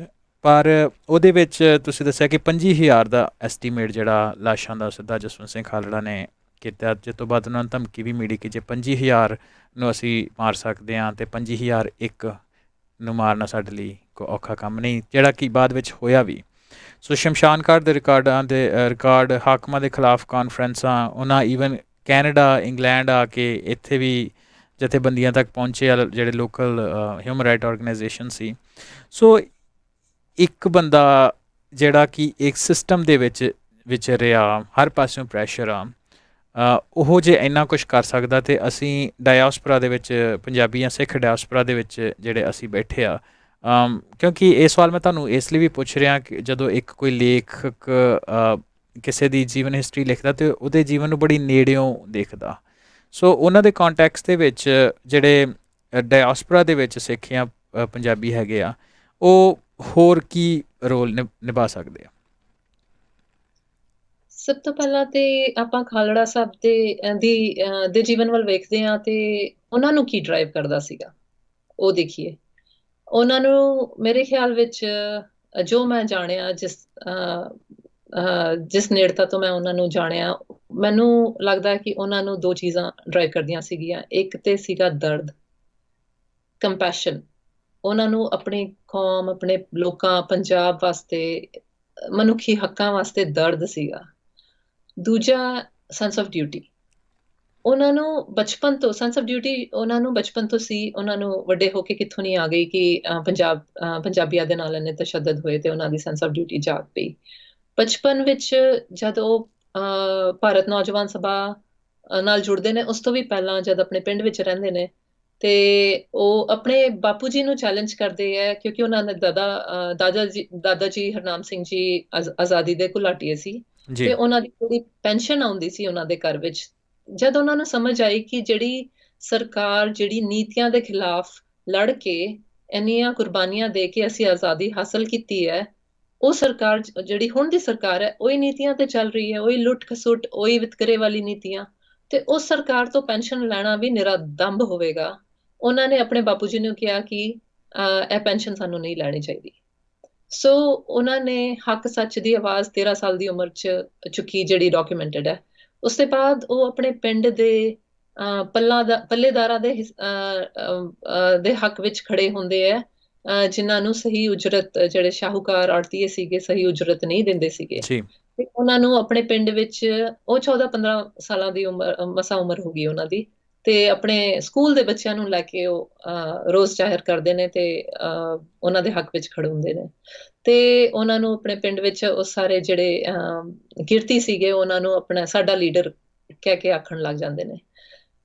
ਉਹੀ ਡਿਊਟੀ ਜਦੋਂ ਕਾਲਜ ਵਿੱਚ ਜਾਂਦੇ ਨੇ ਤੇ ਮੋਗਾ ਵਿੱਚ ਇੰਨੀ ਵੱਡੀ ਪ੍ਰੋਟੈਸਟ ਆਰਗੇਨਾਈਜ਼ ਕਰਦੇ ਨੇ 10,000 ਬੰਦਿਆਂ ਦੀ, ਕਿਉਂਕਿ ਉੱਥੇ ਇੱਕ ਬੇਦੋਸ਼ਾ ਇਨਸਾਨ ਜਵਾਨ ਮਾਰਿਆ ਜਾਂਦਾ ਪੁਲਿਸ ਦੀ ਗੋਲੀ ਤੋਂ, ਕਿਸੇ ਅਮੀਰ ਆਦਮੀ ਦੇ ਕਹੇ ਤੇ ਉਸ ਤੋਂ ਬਾਅਦ ਉਹ ਆਈਡੀਪੀ ਦੇ ਨਾਲ, ਨੌਜਵਾਨ ਭਾਰਤ ਸਭਾ ਦੇ ਬਾਅਦ ਉਹ ਪੰਜਾਬ ਸਟੂਡੈਂਟ ਯੂਨੀਅਨ, ਖੱਬੇ ਪੱਖੀ ਪਾਰਟੀਆਂ ਦੇ ਨਾਲ ਖਲੋਂਦੇ ਨੇ। ਫਿਰ IDP international democratic party join ਕਰਦੇ ਨੇ, ਕਿਉਂਕਿ ਉਹ ਗੱਲ ਕਰਦੀ ਹੈ ਭਾਰਤ ਤੇ ਪਾਕਿਸਤਾਨ ਦੀ ਕਨਫੈਡਰੇਸੀ ਦੀ, ਉਹਨਾਂ ਦੇ ਮਿਲ ਜੁਲ ਕੇ ਅੱਗੇ ਵਧਣ ਦੀ, ਕਿਉਂਕਿ ਉਹਨਾਂ ਨੇ 2 ਜੰਗਾਂ ਹੰਡਾਈਆਂ, 1965 ਦੀ ਔਰ 1971 ਦੀ। ਜੀ ਤੇ ਉਹਨਾਂ ਨੂੰ ਲੱਗਦਾ ਸੀਗਾ ਕਿ ਪੰਜਾਬ ਨੂੰ ਹਮੇਸ਼ਾ ਮੂਹਰੇ ਕਰਕੇ ਪੰਜਾਬੀਆਂ ਨੂੰ ਆਪਸ ਵਿੱਚ ਲੜਾਇਆ ਜਾਂਦਾ ਹੈ, ਤੇ ਇਹ ਜੰਗ ਸਾਡੀ ਜੰਗ ਨਹੀਂ ਹੈ, ਅਸੀਂ ਤੇ ਭਰਾ ਹੈਗੇ ਆ। ਖਾਲੜਾ ਪਿੰਡ ਸਰਹੱਦ ਤੇ ਹੋਣ ਕਰਕੇ ਉਹ ਆਪਣੇ ਬਾਪੂ ਜੀ ਦੇ ਨਾਲ ਸਰਹੱਦ ਤੇ ਜਾਂਦੇ ਆ ਹਮੇਸ਼ਾ, ਤੇ ਦੇਖਦੇ ਆ ਆਪਣੇ ਹਮਸਾਏ ਦੂਜੇ ਪਾਸੇ ਖੜੇ ਹੋ ਕੇ ਹੱਥ ਉਲਾਰਦੇ ਆ, ਤੇ ਉਹਨਾਂ ਨੂੰ ਬਾਹਾਂ ਉਲਾਰਦੇ ਆ, ਤੇ ਉਹ ਉਹਨਾਂ ਨੂੰ ਦੇਖ ਕੇ ਉਹਨਾਂ ਨੂੰ ਉਸ ਚੀਜ਼ ਦਾ ਦਰਦ ਹੁੰਦਾ ਹੈ ਕਿ ਪੰਜਾਬ ਕਿਉਂ ਵੰਡਿਆ ਗਿਆ। ਇਹ ਸਾਰੀਆਂ ਗੱਲਾਂ, ਜਿਹੜੀਆਂ ਦਰਦ ਦੀਆਂ ਗੱਲਾਂ ਤੇ ਜਿਹੜੀ ਡਿਊਟੀ ਦੀਆਂ ਗੱਲਾਂ, ਉਹਨਾਂ ਨੂੰ ਡਰਾਈਵ ਕਰ ਰਹੀਆਂ ਨੇ ਅੱਗੇ ਆਪਣਾ ਸੰਘਰਸ਼ ਦਾ ਰਾਹ ਚੁਣਨ ਵਾਸਤੇ। ਅਸੀਂ ਕਿਸੇ ਸੰਘਰਸ਼ ਦੇ ਨਾਲ ਇਸ ਕਰਕੇ ਨਹੀਂ ਜੁੜਦੇ ਜਾਂ ਪਿੱਛੇ ਹਟ ਜਾਂਦੇ ਆ, ਕਿਉਂਕਿ ਸਾਡੀ ਇੱਕ ਤੇ ਸੋਚ ਸਾਫ਼ ਸ਼ਫਾਫ ਨਹੀਂ ਹੈ, ਕਿਉਂਕਿ ਅਸੀਂ ਪੜ੍ਹਦੇ ਨਹੀਂ ਆ, ਸਾਨੂੰ ਆਪਣਾ ਪਿਛੋਕੜ ਨਹੀਂ ਪਤਾ, ਸਾਨੂੰ ਪੂਰੀ ਪਿਕਚਰ ਵੀ ਨਹੀਂ ਪਤਾ ਕਿ ਪੰਜਾਬ ਦੇ ਨਾਲ ਕੀ ਹੋ ਰਿਹਾ ਹੈ ਤੇ ਪੰਜਾਬ ਕਿਸ ਵੱਲ ਜਾ ਰਿਹਾ ਹੈ। ਤੇ ਜਦ ਸਾਡੀ ਸੋਚ ਸਾਫ਼ ਨਹੀਂ ਹੋਵੇਗੀ, ਸਾਡੇ ਅੰਦਰ ਸੈਂਸ ਆਫ ਡਿਊਟੀ ਨਹੀਂ ਹੋਵੇਗੀ, ਸਾਡੇ ਅੰਦਰ ਦਰਦ ਨਹੀਂ ਹੋਵੇਗਾ, ਤੇ ਆਪਾਂ ਕਿਹੜੇ ਸੰਘਰਸ਼ ਦੀ ਗੱਲ ਕਰੀਏ ਔਰ ਕਿੱਥੇ ਜਾ ਕੇ ਜੁੜੀਏ, ਆਪਾਂ ਕੀ ਕਹਿ ਸਕਦੇ ਹਾਂ ਉਸ ਦੇ ਬਾਰੇ। ਜੀ ਸੋ ਇਸ ਕੰਟੈਕਸਟ ਦੇ ਵਿੱਚ ਜੇ ਅਸੀਂ ਡਾਇਸਪੋਰਾ ਦੀ ਗੱਲ ਕਰੀਏ ਤਾਂ ਉਹਦੇ ਵਾਸਤੇ ਇਹੀ ਕਹਿ ਸਕਦੇ ਕਿ ਜਿਸ ਤਰ੍ਹਾਂ ਤੁਸੀਂ ਕਿਤਾਬ ਲਿਖੀ ਆ, ਆਪਣੀ ਜਿੱਦਾਂ ਤੁਸੀਂ ਕਿਹਾ ਨਜ਼ਰ ਨਿਤਾਰਨ ਵਾਲੀ ਗੱਲ ਆ, ਵੀ ਪਤਾ ਤਾਂ ਹੈ ਹੁਣ ਇਹਦੇ ਵਿੱਚ ਕੋਈ ਦੋ ਰਾਵਾਂ ਤਾਂ ਨਹੀਂ ਹੈ ਕਿ ਪੰਜਾਬ ਦੀ ਜਿਹੜੀ ਅੱਜ ਹਾਲਤ ਆ ਇਹ ਬਹੁਤ ਮਾੜੀ ਹੈ, ਅਤੇ ਦਿਨੋਂ ਦਿਨ ਹੋਰ ਮਾੜੀ ਹੋ ਰਹੀ, ਅਤੇ ਜਿੱਦਾਂ ਦੇ ਉੱਥੇ ਹਾਲਾਤ ਬਣ ਰਹੇ ਆ ਇਹ ਦਿਨੋਂ ਦਿਨ ਰਸਾਤਲ ਦੀਵਾਲੀ ਹੀ ਸਾਨੂੰ ਪਤਾ ਕੰਮ ਜਾਂਦਾ ਪਿਆ। ਪਰ ਕੀ ਕਰੀਏ, ਆਈ ਥਿੰਕ ਇੱਕ ਬੜਾ ਵੱਡਾ ਸਵਾਲ ਆ। ਸੋ ਜਿਹੜਾ ਆਨਸਰ ਹੈ ਇਹਦਾ, ਇਹ ਸਾਨੂੰ ਆਪਣੇ ਹਿਸਟੋਰੀਕਲ ਕੰਟੈਕਸਟ ਦੇ ਵਿੱਚੋਂ ਹੀ ਲੱਭਣਾ ਵਾ। ਜਿਹੜੇ ਸਾਡੇ ਪੁਰਖੇ ਸੀ ਉਹਨਾਂ ਦੇ ਉੱਤੇ ਵੀ ਇਹੋ ਜਿਹੀਆਂ ਪੀੜਾਂ ਆਈਆਂ, ਉਹਨਾਂ ਉਸ ਸਮੇਂ ਕੀ ਕੀਤਾ। ਸੋ ਆਮ ਤੌਰ ਦੇ ਉੱਤੇ ਭੈਣ ਜੀ, ਜਦੋਂ ਅਸੀਂ ਇੱਦਾਂ ਦੀ ਕੋਈ ਬੁੱਕ ਦੇਖਦੇ ਹਾਂ ਜਿਹੜੇ ਕਿਸੇ ਪਾਤਰ ਦੀ ਜ਼ਿੰਦਗੀ ਦੇ ਉੱਪਰ ਜਿਹੜੇ ਲੇਖ ਜਾਂ ਲੇਖਕ ਹੁੰਦੇ ਜਾਂ ਲੇਖਿਕਾ ਹੁੰਦੀ ਆ, ਉਹਨਾਂ ਦਾ ਜਿਹੜਾ ਸਾਰੀ ਬੁੱਕ ਦਾ ਜਿਹੜੀ ਗੱਲਬਾਤ ਉਹ ਉਹਨਾਂ ਦੇ ਆਲੇ ਦੁਆਲੇ ਰਹਿੰਦੀ। ਪਰ ਇਹਦੇ ਵਿੱਚ ਤੁਸੀਂ ਕਾਫੀ ਵਾਰ ਜ਼ਿਕਰ ਕੀਤਾ ਉਹਨਾਂ ਦੀ ਸਾਥਣ ਬੀਬੀ ਪਰਮਜੀਤ ਕੌਰ ਹੋਣਾ ਦਾ, ਜਾਂ ਉਹਦੇ ਵਿੱਚ ਉਹਨਾਂ ਦੀ ਮਾਤਾ ਜੀ ਮੁਖਤਿਆਰ ਕੌਰ, ਜਦੋਂ ਸ਼ਹਾਦਤ ਤੋਂ ਬਾਅਦ ਉਹਨਾਂ ਦਾ ਬੜਾ ਠੋਕਵਾਂ ਅਤੇ ਬੜਾ ਦਲੇਰਾਨਾ ਜਿਹੜਾ ਬਿਆਨ ਆ ਉਹ ਤੁਸੀਂ ਛਾਪਿਆ ਉਹਦੇ ਵਿੱਚ। ਆਮ ਤੌਰ 'ਤੇ ਮੈਨੂੰ ਲੱਗਦਾ ਕਿ ਸਿੱਖ ਸ਼ਹਾਦਤ ਵਿੱਚ ਦੀ ਲੇਖਾਕਾਰੀ ਵਿੱਚ ਜਿਹੜਾ ਬੀਬੀਆਂ ਦਾ ਸੰਤਾਪ ਆ ਉਹਦੀ ਓਨੀ ਗੱਲ ਨਹੀਂ ਹੁੰਦੀ ਜਿੰਨੀ ਤੁਸੀਂ ਇਸ ਬੁੱਕ ਦੇ ਵਿੱਚ ਕਰਨ ਦੀ ਕੋਸ਼ਿਸ਼ ਕੀਤੀ ਹੈ। ਮੈਨੂੰ ਲੱਗਦਾ ਕਿ ਹੋਰ ਹੋਣੀ ਚਾਹੀਦੀ ਆ। ਆਈ ਥਿੰਕ ਸ਼ਾਇਦ ਇਹ ਇੱਕ ਨਵੀਂ ਤਰ੍ਹਾਂ ਦਾ ਜਿਹੜਾ ਇਹ ਐਗਜ਼ਿਸਟਿੰਗ ਉਹ ਲਾਈਨਸ ਤੋਂ ਅੱਗੇ ਵੱਧ ਕੇ ਜਿਹੜੀ ਤੁਸੀਂ ਗੱਲਬਾਤ ਆ, ਖਾਸ ਤੌਰ 'ਤੇ ਬੀਬੀਆਂ ਦਾ ਜਿਹੜਾ ਰੋਲ ਕੀ ਹੁੰਦਾ ਸੰਘਰਸ਼ ਦੇ ਵਿੱਚ, ਕਿਉਂਕਿ ਆਈ ਥਿੰਕ ਜਦੋਂ ਹਿਊਮਨ ਰਾਈਟਸ ਆਰਗੇਨਾਈਜੇਸ਼ਨ ਦੀ ਰਿਪੋਰਟਾਂ ਅਸੀਂ ਪੜ੍ਹਦੇ ਹਾਂ ਅਤੇ ਇਕੱਲੇ ਪੰਜਾਬ ਦੇ ਵਿੱਚ ਹੀ ਨਹੀਂ, ਕਸ਼ਮੀਰ ਦੇ ਵਿੱਚ ਤੁਸੀਂ ਦੇਖ ਲਓ ਜਾਂ ਸੀਰੀਆ ਦੇ ਵਿੱਚ ਅਸੀਂ ਦੇਖਿਆ ਜਾਂ ਰੋਹਿੰਗਿਆ ਮੁਸਲਮਾਨਾਂ ਦਾ ਸੰਬੰਧ ਦੇ ਵਿੱਚ ਦੇਖਿਆ, ਅਤੇ ਬੀਬੀਆਂ ਦੇ ਉੱਤੇ ਜਿਹੜੇ ਆ ਜ਼ੁਲਮ ਅਤੇ ਅਤਿਆਚਾਰ ਬਹੁਤ ਹੁੰਦੇ ਜਿਹਦੇ ਬਾਰੇ ਆਮ ਤੌਰ ਦੇ ਉੱਤੇ ਪਬਲਿਕਲੀ ਜਿਹੜੀ ਆ ਗੱਲ ਨਹੀਂ ਕੀਤੀ ਜਾਂਦੀ। ਸੋ ਇੱਕ ਤਾਂ ਉਹ ਵੀ ਗੱਲ, ਇੱਕ ਤਾਂ ਹੰਡਾਉਣ ਦੀ ਗੱਲ ਆ, ਪਰ ਦੂਸਰੀ ਗੱਲ ਹੁੰਦੀ ਹੈ ਕਿ ਐਜ਼ ਅ ਪਰਿਵਾਰ ਨੂੰ ਇਕੱਠਾ ਰੱਖਣਾ ਅਤੇ as a source of inspiration ਬਣਨਾ, ਉਹ ਵੀ ਜਿਹੜਾ ਉਹ ਬੀਬੀਆਂ ਦੇ ਹਿੱਸੇ ਆਇਆ। ਸੋ ਆਈ ਥਿੰਕ ਇੱਕ ਨਵੀਂ ਪਿਰਤ ਤੁਸੀਂ ਇਹਦੇ ਵਿੱਚ ਪਾਈ ਆ, ਉਹਨੂੰ ਜ਼ਿਆਦਾ ਖੁੱਲ੍ਹ ਕੇ ਲਿਖਣ ਦੇ ਲਈ ਤੁਸੀਂ ਫਿਰ ਐਪਰੀਸ਼ੀਏਟ ਕਰਨਾ ਬਣਦਾ ਤੁਹਾਨੂੰ ਇਹਦੇ ਵਿੱਚ। ਤੁਸੀਂ ਇਹਦੇ ਬਾਰੇ ਕੀ ਸੋਚਦੇ ਹੋ? ਹਾਂਜੀ, ਬਹੁਤ ਠੀਕ ਗੱਲ ਕਹੀ ਤੁਸੀਂ। ਜਦ ਜਸਵੰਤ ਸਿੰਘ ਖਾਲੜਾ ਦਾ ਪ੍ਰੋਜੈਕਟ ਮੇਰੇ ਕੋਲ ਆਇਆ ਜਾਂ ਉਹਨਾਂ ਦੇ ਉੱਪਰ ਲਿਖਣ ਦੀ ਸੇਵਾ ਮੈਨੂੰ ਮਿਲੀ, ਤੇ ਕਈ ਚੀਜ਼ਾਂ ਸਾਫ਼ ਹੁੰਦੀਆਂ ਗਈਆਂ। ਇੱਕ ਤੇ ਕਿਉਂਕਿ ਮੈਂ ਜਿਵੇਂ ਦੱਸਿਆ ਕਿ ਮੈਂ 84 ਬਾਰੇ ਬਹੁਤ ਚਿਰ ਤੋਂ ਲਿਖਣਾ ਚਾਹੁੰਦੀ ਸੀਗੀ, ਉਹ ਮੌਕਾ ਮਿਲਿਆ ਮੈਨੂੰ ਲਿਖਣ ਬੱਚਿਆਂ ਵਾਸਤੇ ਮਿਲਿਆ। ਦੂਜਾ, ਪੰਜਾਬ ਦੀ ਵੰਡ, ਕਿਉਂਕਿ ਪਿੰਡ ਖਾਲੜਾ ਪਿੰਡ ਜਿਹੜਾ ਉਹ ਬਾਰਡਰ ਦੇ ਬਿਲਕੁਲ 3 ਕਿਲੋਮੀਟਰ ਦੂਰ ਹੈ, ਤੇ ਉਹ ਵੰਡ ਨੂੰ ਉਹਨਾਂ ਨੇ ਕਿਸ ਤਰ੍ਹਾਂ ਹੰਡਾਇਆ, ਉਹ ਗੱਲ ਅੱਗੇ ਤੋਰਨ ਨੂੰ ਮਿਲਦੀ ਹੈ।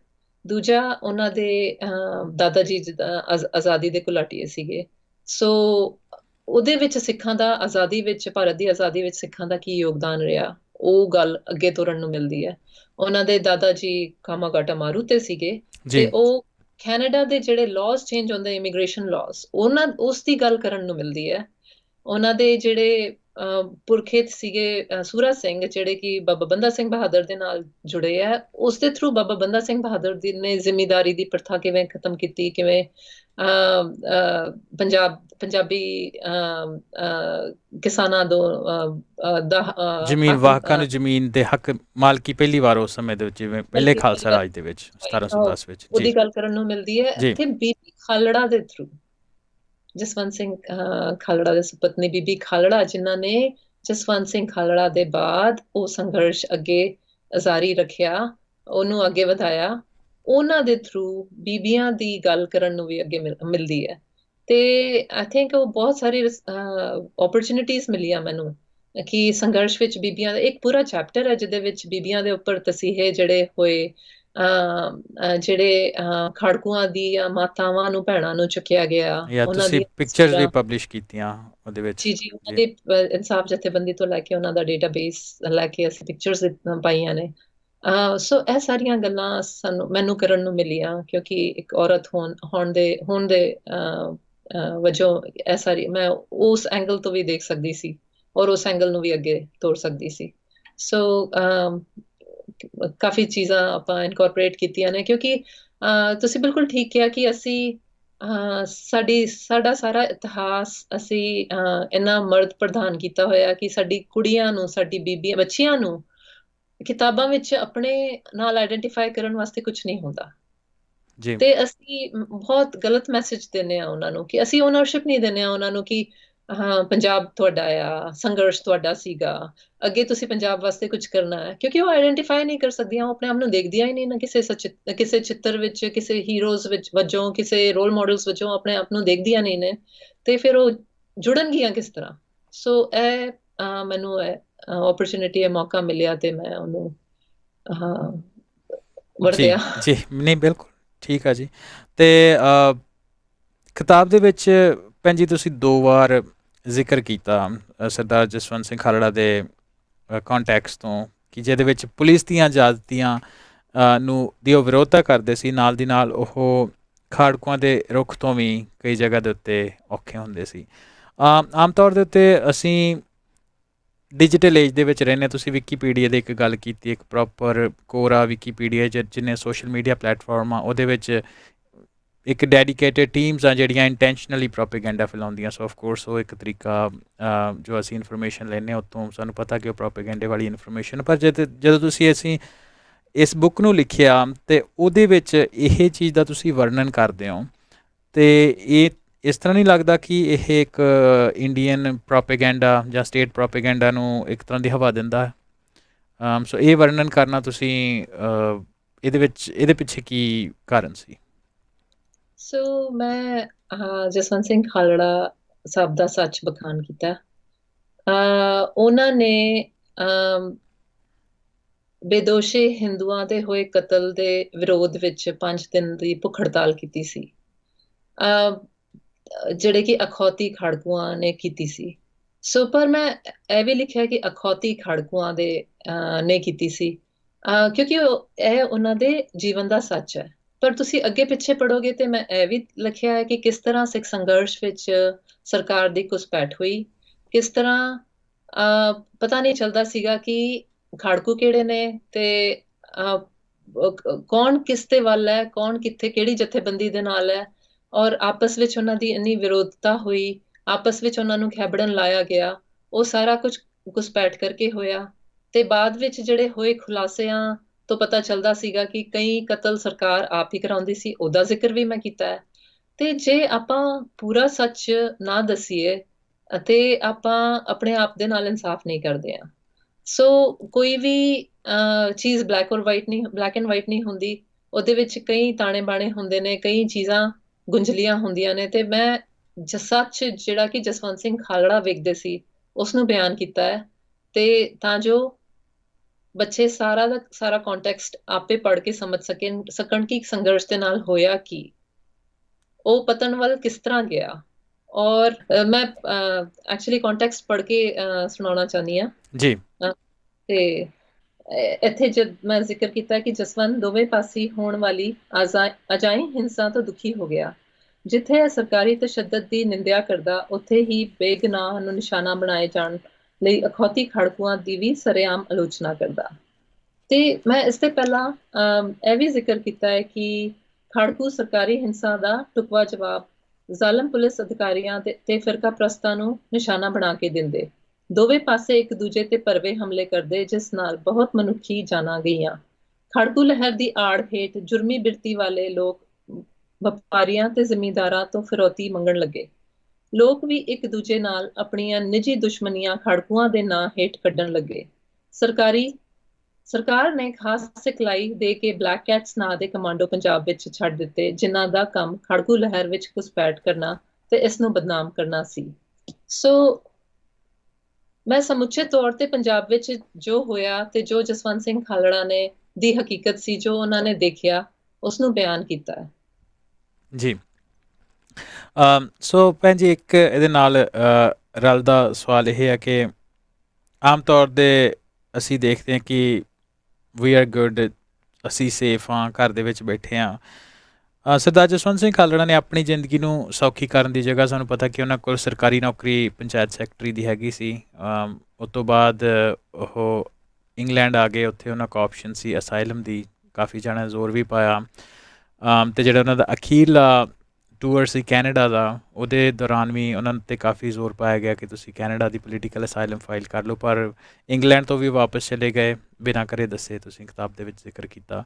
ਅਤੇ ਕੈਨੇਡਾ ਦੇ ਵਿੱਚ ਵੀ ਜਿਹੜੀ ਲੋਕਲ ਸੰਗਤ ਦੇ ਕਹਿਣ 'ਤੇ ਉਹਨਾਂ ਅਸਾਈਲਮ ਫਾਈਲ ਨਹੀਂ ਕੀਤਾ, ਵਾਪਸ ਚਲੇ ਗਏ। ਉਹਨਾਂ ਮੌਤ ਦਾ ਰਾਹ ਚੁਣਿਆ। ਪਰ ਅਸੀਂ ਜਦੋਂ ਆਪਣੀ ਅੱਜ ਕੱਲ੍ਹ ਜ਼ਿੰਦਗੀ ਦੇਖਦੇ ਹਾਂ ਜਾਂ ਆਮ ਜ਼ਿੰਦਗੀ ਦੇਖਦੇ ਹਾਂ, ਅਸੀਂ ਉਹ ਤੋਂ ਪੁੱਠੇ ਪਾਸੇ ਨੂੰ ਜਾਂਦੇ ਪਏ ਹਾਂ। ਤੁਹਾਨੂੰ ਕੀ ਲੱਗਦਾ ਹੈ? ਅਗੇਨ ਇਹ ਮੈਂ ਸਵਾਲ ਤੁਹਾਨੂੰ ਇਸ ਲਈ ਪੁੱਛ ਰਿਹਾ ਕਿਉਂਕਿ ਮੈਂ ਜਿੱਦਾਂ ਪਹਿਲਾਂ ਜ਼ਿਕਰ ਕੀਤਾ ਕਿ ਇੱਕ ਪਾਠਕ ਜਦੋਂ ਐਜ਼ ਅ ਪਾਠਕ ਜਦੋਂ ਅਸੀਂ ਬੁੱਕ ਪੜ੍ਹਦੇ ਹਾਂ, ਉਹ ਤੋਂ ਵੀ ਜ਼ਿਆਦਾ ਜਦੋਂ ਤੁਸੀਂ ਬੁੱਕ ਲਿਖਦੇ ਹੋ ਤੁਸੀਂ ਪਾਤਰ ਨੂੰ ਬੜੀ ਲਾਗਿਓਂ ਦੇਖਦੇ ਹੋ। ਮੈਂ ਤੁਹਾਡਾ ਸਿਰਫ ਇਸ ਕੰਟੈਕਸਟ ਦੇ ਵਿੱਚ ਸਵਾਲ ਪੁੱਛਿਆ ਕਿ ਤੁਹਾਨੂੰ ਕੀ ਲੱਗਦਾ ਕਿ ਮੈਜੋਰਿਟੀ ਅਸੀਂ ਸੰਘਰਸ਼ ਤੋਂ ਪਾਸਾ ਕਿਉਂ ਵੱਟ ਲੈਂਦੇ ਅੱਜ ਦੇ ਸਮੇਂ ਦੇ ਵਿੱਚ? ਕਿਉਂਕਿ ਮੈਨੂੰ ਲੱਗਦਾ ਕਿ ਸਾਨੂੰ ਪੰਜਾਬ ਦੇ ਨਾਲ ਜਾਂ ਸਿੱਖੀ ਦੇ ਨਾਲ ਦਰਦ ਜਾਂ ਪਿਆਰ ਰਹਿ ਨਹੀਂ ਗਿਆ। ਇੱਕ ਸਿੱਖ ਦਾ ਜੀਵਨ ਆਪਣੇ ਵਾਸਤੇ ਨਹੀਂ ਹੁੰਦਾ, ਉਹ ਕੌਮ ਦੇ ਵਾਸਤੇ ਹੁੰਦਾ ਹੈ, ਉਹ ਆਪਣੇ ਪੰਥ ਵਾਸਤੇ ਹੁੰਦਾ ਹੈ। ਤੇ ਅਸੀਂ ਜੋ ਵੀ ਕਰਦੇ ਆ, ਜਦ ਅਸੀਂ ਆਪਣੀ ਕੌਮ ਨੂੰ ਪਹਿਲੇ ਰੱਖ ਕੇ ਕਰਾਂਗੇ ਤੇ ਆਪਾਂ ਆਪਣੀ ਜਾਨ ਵੀ ਦੇਣ ਨੂੰ ਤਿਆਰ ਹੋਵਾਂਗੇ। ਤੇ ਦੂਜਾ ਮੈਂ ਆਈ ਥਿੰਕ ਜ਼ਿਕਰ ਕਰ ਚੁੱਕੀ ਹਾਂ ਕਿ ਸਾਡੀ ਸੋਚ ਜਿਹੜੀ ਹੈ ਉਹ ਸਾਫ਼ ਨਹੀਂ ਹੈ। ਸਾਨੂੰ ਪਤਾ ਨਹੀਂ ਕਿ ਅਸੀਂ ਕਿਹੜੇ ਰਾਹੇ ਤੁਰਨਾ ਹੈ। ਔਰ ਅਸੀਂ ਇੱਕ ਕੋਈ ਵੀ ਛੋਟਾ ਜਿਹਾ ਕੰਮ ਲੈ ਲਈਏ, ਆਪਣੀ ਰਿਸਪੌਂਸਿਬਿਲਿਟੀ, ਆਪਣੀ ਜ਼ਿੰਮੇਵਾਰੀ ਸਮਝ ਕੇ ਕਰੀਏ ਆਪਣੀ ਕੌਮ ਦੇ ਵਾਸਤੇ, ਤੇ ਅਸੀਂ ਬਹੁਤ ਅੱਗੇ ਤੁਰ ਸਕਦੇ ਹਾਂ। ਅਸੀਂ ਬਹੁਤ ਅੱਗੇ ਪਹੁੰਚ ਸਕਦੇ ਹਾਂ। ਅਸੀਂ ਸ਼ਾਇਦ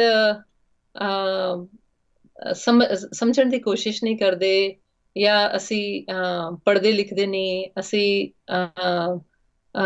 ਆਪਣੀ ਜ਼ਿੰਮੇਵਾਰੀ ਤੋਂ ਦੂਰ ਭੱਜਦੇ ਹਾਂ। ਸਾਨੂੰ ਲੱਗਦਾ ਹੈ ਕਿ ਸਾਡੀ ਛੋਟੀ ਜੀ ਛੋਟੇ ਜਿਹੇ ਕੰਟਰੀਬਿਊਸ਼ਨ ਦੇ ਨਾਲ, ਜਾਂ ਛੋਟੀ ਜੀ ਜ਼ਿੰਦਗੀ ਵਿੱਚ ਅਸੀਂ ਕੁਝ ਕਰ ਲਾਂਗੇ ਤੇ ਉਹਦੇ ਨਾਲ ਕੋਈ ਵੱਡਾ ਚੇਂਜ ਨਹੀਂ ਹੋਣ ਵਾਲਾ।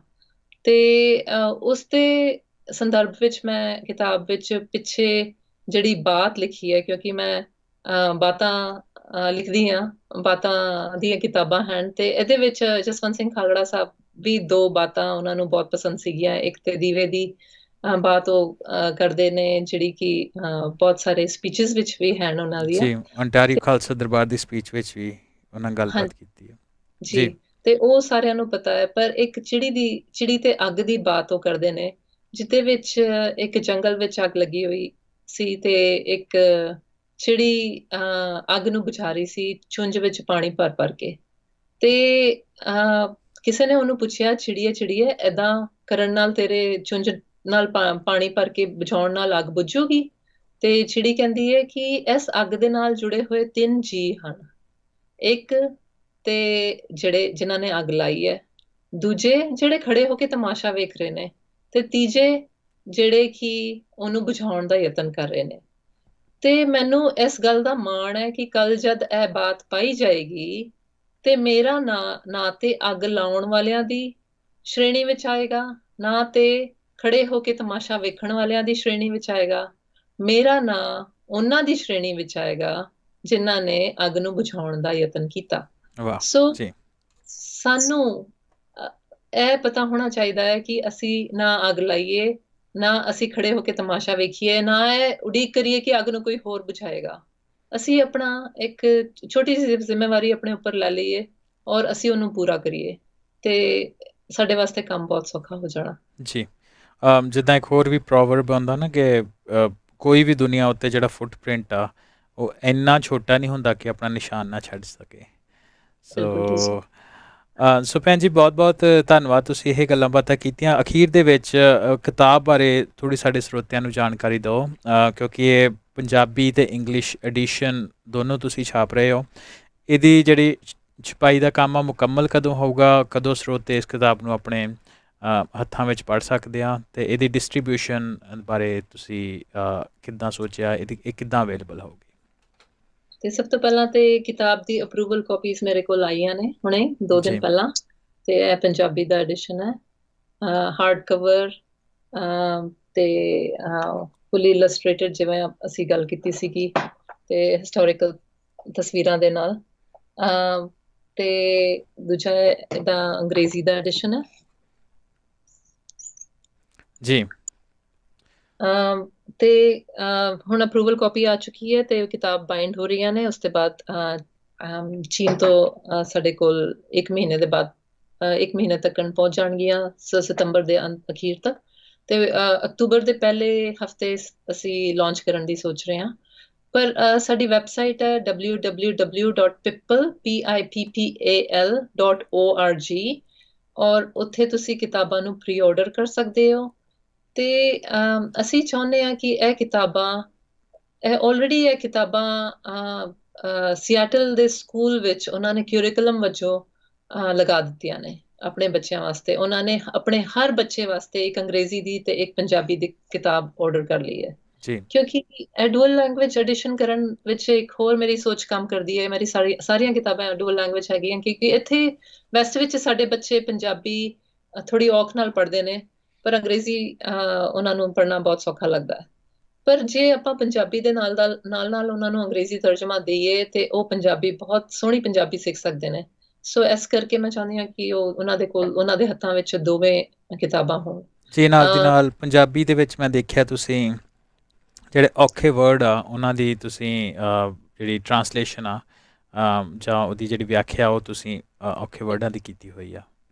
ਜੀ ਜੀ, ਸ਼ਬਦਾਵਲੀ ਥੱਲੇ ਦਿੱਤੀ ਫੁੱਟਨੋਟਸ ਵਿੱਚ ਪੰਜਾਬੀ ਜੀ ਦੇ ਔਖੇ ਲਫ਼ਜ਼ਾਂ ਦੀ, ਕਿਉਂਕਿ ਇਹਦੀ ਪੰਜਾਬੀ ਥੋੜੀ ਕਿ ਇਲੀਗਲ ਲੈਂਗੁਏਜ ਹੈ ਔਰ ਡਿਸਅਪੀਅਰੈਂਸ ਦੇ ਰਿਲੇਟਡ ਔਰ ਇਤਿਹਾਸ ਦੇ ਰਿਲੇਟਡ ਕਾਫੀ ਟੈਕਨੀਕਲ ਵਰਡਸ ਹੈਗੇ ਹੈ, ਕਾਫੀ ਗੂੜੇ ਪੰਜਾਬੀ ਦੇ ਲਫ਼ਜ਼ ਹੈਗੇ ਹੈ, ਤੇ ਉਹਨਾਂ ਦੀ ਵਿਆਖਿਆ ਦਿੱਤੀ ਹੈ। ਇੰਗਲਿਸ਼ ਵਿੱਚ ਵੀ ਫੁੱਟਨੋਟਸ ਦਿੱਤੇ ਨੇ, ਰੈਫਰੈਂਸਸ ਦਿੱਤੇ ਨੇ ਥੋੜੇ ਬਹੁਤ, ਤੇ ਅੱਗੇ ਕਿੱਥੇ ਬੱਚੇ ਪੜ੍ਹ ਕੇ ਹੋਰ ਜਾਣਕਾਰੀ ਹਾਸਲ ਕਰ ਸਕਦੇ ਨੇ ਜੇ ਉਹ ਐਕਟਿਵਿਜ਼ਮ ਵਿੱਚ ਪਾਰਟਿਸਿਪੇਟ ਕਰਨਾ ਚਾਹੁੰਦੇ ਨੇ ਡਿਸਅਪੀਅਰੈਂਸਸ ਤੇ। ਉਹ ਵੀ ਜਿਹੜੇ ਸੋਮੇ ਦਿੱਤੇ ਹੋਏ ਨੇ ਉਹਨਾਂ ਦੀ ਜਾਣਕਾਰੀ ਦਿੱਤੀ ਹੋਈ ਇਸ ਕਿਤਾਬ ਵਿੱਚ। ਤੇ ਮੇਰਾ ਇਹ ਸੁਪਨਾ ਹੈ ਕਿ ਇਹ ਕਿਤਾਬਾਂ ਜਿਹੜਾ ਪੰਜਾਬ ਤੋਂ ਬਾਹਰ ਪੰਜਾਬ ਵਸਦਾ ਹੈ ਉੱਥੇ ਬੱਚਿਆਂ ਦੇ, ਹਰ ਬੱਚੇ ਦੇ ਹੱਥ ਵਿੱਚ ਹੋਵੇ, ਔਰ ਜਿਹੜਾ ਪੰਜਾਬ ਵਿੱਚ ਹੈ ਉੱਥੇ ਵੀ ਅਸੀਂ ਛਪਾਉਣ ਦੀ ਕੋਸ਼ਿਸ਼ ਕਰ ਰਹੇ ਹਾਂ, ਕਿਉਂਕਿ ਮੈਨੂੰ ਲੱਗਦਾ ਹੈ ਕਿ ਹੁਣ ਉਹਨਾਂ ਨੂੰ ਵੀ ਆਪਣਾ ਇਤਿਹਾਸ ਵਿਸਰ ਚੁੱਕਿਆ ਹੈ। ਮੇਰੇ ਥੋੜੇ ਦਿਨ ਪਹਿਲਾਂ ਇੱਕ ਦੂਜੇ ਮੇਰਾ ਜਿਹੜਾ ਫੈਸੀਨੇਟਿੰਗ ਕੋਕਟੇਲਸ ਆਫ ਪੰਜਾਬ ਪ੍ਰੋਜੈਕਟ, ਉਸ ਤੇ ਇੱਕ ਇਲਸਟ੍ਰੇਟਰ ਹੈ ਮੇਰਾ, ਉਹਦੇ ਨਾਲ ਗੱਲ ਹੋ ਰਹੀ ਸੀ। 26 ਸਾਲਾਂ ਦਾ ਬੱਚਾ ਹੈ ਤੇ ਬਹੁਤ ਸੋਹਣਾ ਕਲਾਕਾਰ ਹੈ, ਤੇ ਉਹ ਖਾਲੜੇ ਪਿੰਡ ਦੇ ਬਹੁਤ ਨੇੜੇ ਰਹਿੰਦਾ ਹੈ। ਤੇ ਮੈਂ ਉਹਨੂੰ ਕਿਹਾ ਕਿ ਮੈਂ ਜਸਵੰਤ ਸਿੰਘ ਖਾੜਾ ਹੋਰਾਂ ਤੇ ਕਿਤਾਬ ਲਿਖ ਰਹੀ ਹਾਂ, ਤੇ ਉਹ ਵਾਕਿਫ ਨਹੀਂ ਸੀਗਾ, ਉਹਨੂੰ ਪਤਾ ਨਹੀਂ ਸੀਗਾ ਕਿ ਜਸਵੰਤ ਸਿੰਘ ਖਾੜਾ ਕੌਣ ਹੈ। ਤੇ ਮੈਨੂੰ ਇਹ ਸੁਣ ਕੇ ਬਹੁਤ ਦੁੱਖ ਹੋਇਆ। ਮੈਨੂੰ ਲੱਗਿਆ ਕਿ ਇਹ ਕਿਤਾਬ ਪੰਜਾਬ ਵਿੱਚ ਹਰ ਬੱਚੇ ਦੇ ਹੱਥ ਵਿੱਚ ਹੋਣੀ ਬਹੁਤ ਲਾਜ਼ਮੀ, ਬਹੁਤ ਜ਼ਰੂਰੀ ਹੈ। ਤੇ ਅਸੀਂ ਪੰਜਾਬ ਵਿੱਚ ਜਿਹੜਾ ਮੇਰਾ ਹਲੇ ਤੱਕ ਇੰਗੇਜ ਪੰਜਾਬ ਪ੍ਰੋਜੈਕਟ ਚੱਲਦਾ ਹੈ, ਜਿਹੜੀਆਂ ਕਿਤਾਬਾਂ ਇੱਥੇ ਛਪੀਆਂ ਮੈਂ ਤੁਹਾਨੂੰ ਦੱਸਿਆ ਪੰਜਾਬ ਐਡੀਸ਼ਨ, ਉਹ ਅਸੀਂ ਪੰਜਾਬ ਦੇ ਸਰਕਾਰੀ ਸਕੂਲਾਂ ਦੇ ਬੱਚਿਆਂ ਦੇ ਹੱਥਾਂ ਵਿੱਚ ਫ੍ਰੀ ਕਿਤਾਬਾਂ ਆਪਣੀਆਂ ਦਿੰਦੇ ਆ, ਤਾਂ ਜੋ ਉਹਨਾਂ ਦੇ ਕੋਲ ਸੋਹਣੀਆਂ ਕਿਤਾਬਾਂ ਹੋਣ, ਆਪਣੇ ਘਰ ਬੋਰੋ ਕਰਕੇ ਲੈ ਜਾ ਸਕਣ, ਤੇ ਆਪਣੇ ਘਰ ਆਪਣੇ ਭੈਣ ਭਰਾਵਾਂ ਨਾਲ, ਆਪਣੇ ਪੇਰੈਂਟਸ ਨਾਲ ਬੈਠ ਕੇ ਪੜ੍ਹ ਸਕਣ, ਤੇ ਉਹਨਾਂ ਨੂੰ ਬੋਲੀ ਦੇ ਨਾਲ ਖਿੱਚ ਪਵੇ। ਤੇ ਨਾਲ ਹੀ ਉਹਨਾਂ ਦੇ ਵਿੱਚ ਜਿਹੜਾ ਅੰਗਰੇਜ਼ੀ ਦਾ ਤਰਜਮਾ ਹੈ, ਪੰਜਾਬ ਦੇ ਬੱਚੇ ਸੋਹਣੀ ਅੰਗਰੇਜ਼ੀ ਸਿੱਖ ਸਕਦੇ ਨੇ ਉਹ ਕਿਤਾਬਾਂ ਦੇ ਰਾਹੀਂ। ਜੀ ਜਿੱਥੇ ਇੱਥੇ ਸਾਡੇ ਬੱਚੇ ਸੋਹਣੀ ਪੰਜਾਬੀ ਸਿੱਖ ਸਕਦੇ ਨੇ, ਉੱਥੇ ਦੇ ਬੱਚੇ ਸੋਹਣੀ ਅੰਗਰੇਜ਼ੀ ਸਿੱਖ ਸਕਦੇ ਨੇ। ਸੋ ਮੈਂ ਚਾਹੁੰਦੀ ਹਾਂ ਕਿ ਇਹ ਸਾਰੇ ਪੰਜਾਬੀ ਬੱਚਿਆਂ ਦੇ ਹੱਥਾਂ ਵਿੱਚ ਇਹ ਕਿਤਾਬਾਂ ਆਉਣ, ਤੇ ਅਸੀਂ ਸਕੂਲਾਂ ਤੱਕ ਅਪਰੋਚ ਕਰ ਰਹੇ ਹਾਂ। ਸਾਡੇ ਕੋਲ ਬਹੁਤ ਸੋਹਣੀ ਟੀਮ ਜੁੜੀ ਹੋਈ ਹੈ ਜੋ ਜਿਨ੍ਹਾਂ ਨੇ ਇਹ ਕਿਤਾਬਾਂ ਦਾ ਪ੍ਰੀਵਿਊ ਵਰਜ਼ਨ ਦੇਖਿਆ ਹੈ, ਤੇ ਉਹ ਸਕੂਲਾਂ ਤੱਕ ਅਪਰੋਚ ਕਰ ਰਹੇ ਨੇ, ਇੱਥੇ ਜਿਹੜੇ ਖਾਲਸਾ ਸਕੂਲਸ, ਗੁਰਮਤ ਸਕੂਲਸ, ਕਿ ਉਹ ਆਪਣੇ ਕਿਊਰਿਕੂਲਮ ਵਿੱਚ ਕਿਸ ਤਰ੍ਹਾਂ ਇਹ ਕਿਤਾਬਾਂ ਇਨਕੋਰਪੋਰੇਟ ਕਰਨ। ਤੇ ਅਸੀਂ ਹੁਣ ਪੰਜਾਬ ਦੀ ਪਲੈਨਿੰਗ ਕਰਨੀ ਸ਼ੁਰੂ ਕੀਤੀ ਹੈ ਕਿ ਪੰਜਾਬ ਵਿੱਚ ਜਿਹੜਾ ਪੰਜਾਬ ਦਾ ਐਡੀਸ਼ਨ ਆਏਗਾ ਉਹ ਆਪਾਂ ਬਹੁਤ ਸਸਤੇ ਉਹਦੀ ਕੀਮਤ ਰੱਖ ਰਹੇ ਹਾਂ, ਉਹਦੀ ਸਸਤੀ ਕੀਮਤ ਰੱਖ ਰਹੇ ਹਾਂ, ਔਰ ਪੰਜਾਬ ਦੇ ਸਕੂਲਾਂ ਵਿੱਚ, ਸਰਕਾਰੀ ਸਕੂਲਾਂ ਵਿੱਚ, ਜਾਂ ਗਰੀਬ ਬੱਚਿਆਂ ਤੱਕ, ਜਾਂ ਜਿਹੜੇ ਕਿ ਨਹੀਂ ਖਰੀਦ ਸਕਦੇ ਉਹਨਾਂ ਤੱਕ ਮੁਫਤ ਕਿਤਾਬ ਹੈ ਪਹੁੰਚਾਉਣ ਦਾ ਉਪਰਾਲਾ ਅਸੀਂ ਕਰ ਰਹੇ ਹਾਂ। ਜੀ, ਬਹੁਤ ਬਹੁਤ ਮਿਹਰਬਾਨੀ, ਪ੍ਰਮਾਤਮਾ ਤੁਹਾਡੇ ਇਸ ਐਫਰਟ ਨੂੰ ਦੇ ਵਿੱਚ ਸਹਾਈ ਹੋਣ। ਸੋ ਭੈਣ ਜੀ ਗੁਰਮੀਤ ਕੌਰ ਜੀ, ਬਹੁਤ ਬਹੁਤ ਧੰਨਵਾਦ, ਤੁਸੀਂ ਆਪਣੇ ਕੀਮਤੀ ਸਮੇਂ 'ਚੋਂ ਸਮਾਂ ਕੱਢ ਕੇ ਪੰਜਾਬੀ ਰੇਡੀਓ USA ਦੇ ਸਰੋਤਿਆਂ ਦੇ ਨਾਲ ਇਸ ਕਿਤਾਬ ਦੇ ਬਾਰੇ ਸਾਂਝ ਪਾਈ, ਉਹਦੀ ਪਿਛੋਕੜ ਬਾਰੇ ਦੱਸਿਆ, ਉਹਦੀ ਕਿਤਾਬ ਦੇ ਬਾਰੇ ਜਾਣਕਾਰੀ ਦਿੱਤੀ। ਅਤੇ ਅਸੀਂ ਆਸ ਕਰਦੇ ਹਾਂ ਕਿ ਆਉਣ ਵਾਲੇ ਸਮੇਂ ਦੇ ਵਿੱਚ ਜਦੋਂ ਇਹ ਕਿਤਾਬ ਪਬਲਿਕ ਵੀ ਹੋ ਜਾਊਗੀ, ਤੁਸੀਂ ਇੱਕ ਵਾਰੀ ਫੇਰ ਪੰਜਾਬੀ ਰੇਡੀਓ USA ਦੇ ਉੱਤੇ ਅਸੀਂ ਗੱਲਬਾਤ ਕਰਾਂਗੇ ਜਦੋਂ ਇਹ ਪਬਲਿਕ ਹੋ ਜਾਏਗੀ ਕਿਤਾਬ, ਜਾਂ ਤੁਸੀਂ ਸੈੱਲ ਕਰਨੀ ਸ਼ੁਰੂ ਕਰ ਸਕਦੇ ਹੋ। ਅਤੇ ਪੰਜਾਬੀ ਰੇਡੀਓ USA ਦੇ ਸਰੋਤਿਆਂ ਨੂੰ ਮੈਂ ਮੀਨਵਾਈਲ ਇਹ ਕਹਾਂਗਾ ਕਿ ਤੁਸੀਂ ਜਿਹੜੀ ਭੈਣ ਜੀ ਹੁਣਾਂ ਨੇ ਵੈਬਸਾਈਟ ਦੱਸੀ ਆ www.pippal.com PIPPAL.com, ਉਹਦੇ 'ਤੇ ਜਾ ਕੇ ਤੁਸੀਂ ਹੋਰ ਜਾਣਕਾਰੀ ਲੈ ਸਕਦੇ ਹੋ ਕਿਤਾਬ ਦੇ ਬਾਰੇ। ਅਤੇ ਭੈਣ ਜੀ ਜਾਂਦੇ ਜਾਂਦੇ ਇੱਕ ਵਾਰੀ ਫੇਰ ਪੰਜਾਬੀ ਰੇਡੀਓ USA ਦੀ ਸਮੁੱਚੀ ਟੀਮ ਵੱਲੋਂ ਤੁਹਾਡਾ ਬਹੁਤ ਬਹੁਤ ਧੰਨਵਾਦ। ਕਿਤਾਬਾਂ ਲਿਖਣੀਆਂ ਸ਼ਾਇਦ ਸਾਡੇ ਸੱਭਿਆਚਾਰ ਦਾ, ਅਸੀਂ ਦੇਖਦੇ ਹਾਂ ਪੁਰਾਣੇ ਸਮੇਂ ਦੇ ਵਿੱਚ ਵੱਡਾ ਹਿੱਸਾ ਰਿਹਾ, ਸ਼ਾਇਦ ਅਸੀਂ ਉਹ ਆਦਤ ਭੁੱਲਦੇ ਜਾ ਰਹੇ ਹਾਂ। ਸੋ ਬਹੁਤ ਬਹੁਤ ਮਿਹਰਬਾਨੀ, ਤੁਸੀਂ ਉਹਨੂੰ ਸੁਰਜੀਤ ਕਰਨ ਦੀ ਕੋਸ਼ਿਸ਼ ਕਰ ਰਹੇ ਹੋ, ਅਤੇ ਖਾਸ ਤੌਰ 'ਤੇ ਜਿਹੜਾ ਇੱਦਾਂ ਦਾ ਸਬਜੈਕਟ ਆ, ਕੰਪਲੈਕਸ ਸਬਜੈਕਟ, ਉਹਨੂੰ ਇੱਕ ਲੜੀ ਦੇ ਵਿੱਚ ਪਰੋਣਾ, ਸਿੰਪਲ ਰੱਖਣਾ।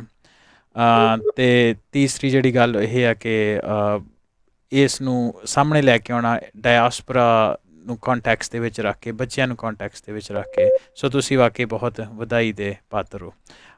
ਸੋ ਬਹੁਤ ਬਹੁਤ ਧੰਨਵਾਦ ਭੈਣ ਜੀ ਤੁਹਾਡਾ। ਅਤੇ ਜਾਂਦੇ ਜਾਂਦੇ ਜੀ, ਜਾਂਦੇ ਜਾਂਦੇ ਤੁਸੀਂ ਕੋਈ ਸੁਨੇਹਾ ਸਾਡੇ ਲਈ, ਕਿਉਂਕਿ ਸਮਾਂ ਆਲਮੋਸਟ ਆਪਣਾ ਪੂਰਾ ਹੋ ਗਿਆ, ਇੱਕ ਦੋ ਮਿੰਟ ਦੇ ਵਿੱਚ ਤੁਸੀਂ ਕੋਈ ਸੁਨੇਹਾ ਦੇਣਾ ਚਾਹੁੰਦੇ ਹੋ ਤਾਂ? ਮੇਰਾ ਸਾਰਿਆਂ ਨੂੰ ਇਹੀ ਸੁਨੇਹਾ ਹੈ ਕਿ ਤੁਸੀਂ ਸਾਰੇ ਆਪਣੇ ਬੱਚਿਆਂ ਦੇ ਨਾਲ ਪਰਿਵਾਰ ਵਿੱਚ ਬੈਠ ਕੇ ਪੜ੍ਹਨ ਦਾ ਸਮਾਂ ਜ਼ਰੂਰ ਕੱਢਿਆ ਕਰੋ। ਰੋਜ਼ ਭਾਵੇਂ 10-15 ਮਿੰਟ ਵੀ ਹੀ ਸਹੀ, ਪਰ ਸਮਾਂ ਜ਼ਰੂਰ ਕੱਢੋ, ਕਿਉਂਕਿ ਅੰਗਰੇਜ਼ੀ ਵਿੱਚ ਇੱਕ ਅਖਾਣ ਹੈ, you don't know where you are going until you know where you coming from. So ਆਪਾਂ ਨੂੰ ਆਪਣੇ ਪਿਛੋਕੜ ਦਾ, ਆਪਣੇ ਵਿਰਸੇ ਦਾ, ਉਹਦੀ ਜਾਣਕਾਰੀ ਹੋਣੀ ਬਹੁਤ ਜ਼ਰੂਰੀ ਹੈ। ਜਦ ਤੱਕ ਆਪਾਂ ਆਪਣੇ ਬੱਚਿਆਂ ਨੂੰ ਗਰਾਊਂਡ ਨਹੀਂ ਕਰਾਂਗੇ ਆਪਣੀ ਜੜ੍ਹਾਂ ਦੇ ਨਾਲ, ਤਦ ਤੱਕ ਆਪਾਂ ਉਹਨਾਂ ਨੂੰ ਖੰਭ ਦੇ ਕੇ ਆਪਾਂ ਉਹਨਾਂ ਨੂੰ ਉਡਾਰੀ ਤੇ ਦੇ ਦੇਵਾਂਗੇ, ਪਰ ਉਹ ਜਦ ਥੱਕ ਜਾਣਗੇ, ਉਹ ਜਦੋਂ ਮੁੜ ਕੇ ਆਉਣਗੇ, ਉਹਨਾਂ ਦੇ ਕੋਲ ਘਰ ਨਹੀਂ ਹੋਵੇਗਾ ਆਉਣ ਵਾਸਤੇ। ਕਿਉਂਕਿ ਆਪਾਂ ਇਹ ਘਰ, ਇਸ ਘਰ ਦਾ ਅਹਿਸਾਸ ਦੇਣਾ ਹੈ, ਤੇ ਉਹਨਾਂ ਨੂੰ ਆਪਣੇ ਪਿਛੋਕੜ ਦੇ ਨਾਲ, ਆਪਣੀ ਜੜ੍ਹਾਂ ਦੇ ਨਾਲ ਜੋੜਨਾ ਬਹੁਤ ਜ਼ਰੂਰੀ ਹੈ। ਔਰ ਉਸ ਦੇ ਵਾਸਤੇ ਕਹਾਣੀਆਂ ਪੜ੍ਹ ਕੇ ਸੁਣਾਉਣਾ, ਆਪਣਾ ਇਤਿਹਾਸ ਸੁਣਾਉਣਾ, ਆਪਣੀਆਂ ਲੋਰੀਆਂ, ਸਾਖੀਆਂ, ਬਾਤਾਂ, ਉਹਨਾਂ ਦੇ ਨਾਲ ਜੋੜਨਾ ਬਹੁਤ ਜ਼ਰੂਰੀ ਔਰ ਸਹਾਈ ਹੁੰਦਾ ਹੈ। ਜੀ, ਬਹੁਤ ਬਹੁਤ ਧੰਨਵਾਦ ਭੈਣ ਜੀ, ਅਤੇ ਬਹੁਤ ਬਹੁਤ ਧੰਨਵਾਦ ਸਾਡੇ ਸਾਰੇ ਹੀ ਸਰੋਤਿਆਂ ਦਾ ਜਿਹੜੇ ਇਹਨੂੰ ਸੋਸ਼ਲ ਮੀਡੀਆ 'ਤੇ ਲਾਈਵ ਦੇਖ ਰਹੇ ਆ ਜਾਂ ਰੇਡੀਓ ਦੇ ਉੱਤੇ ਸੁਣ ਰਹੇ ਆ। ਤੁਹਾਡਾ ਵੀ ਬਹੁਤ ਬਹੁਤ ਧੰਨਵਾਦ ਤੁਹਾਡੇ ਸਮੇਂ ਦੇ ਲਈ। ਸੋ ਇਹਦੇ ਨਾਲ ਹੀ ਮੈਨੂੰ ਹਰਵਿੰਦਰ ਸਿੰਘ ਕੰਗ ਨੂੰ ਅਤੇ ਭੈਣ ਜੀ ਗੁਰਮੀਤ ਕੌਰ ਨੂੰ ਇਜਾਜ਼ਤ ਦਿਓ। ਜਿਉਂਦੇ ਵਸਦੇ ਰਹੋ, ਚੜ੍ਹਦੀ ਕਲਾ ਦੇ ਵਿੱਚ ਰਹੋ, ਅਤੇ ਸੁਣਦੇ ਰਹੋ ਪੰਜਾਬੀ ਰੇਡੀਓ USA।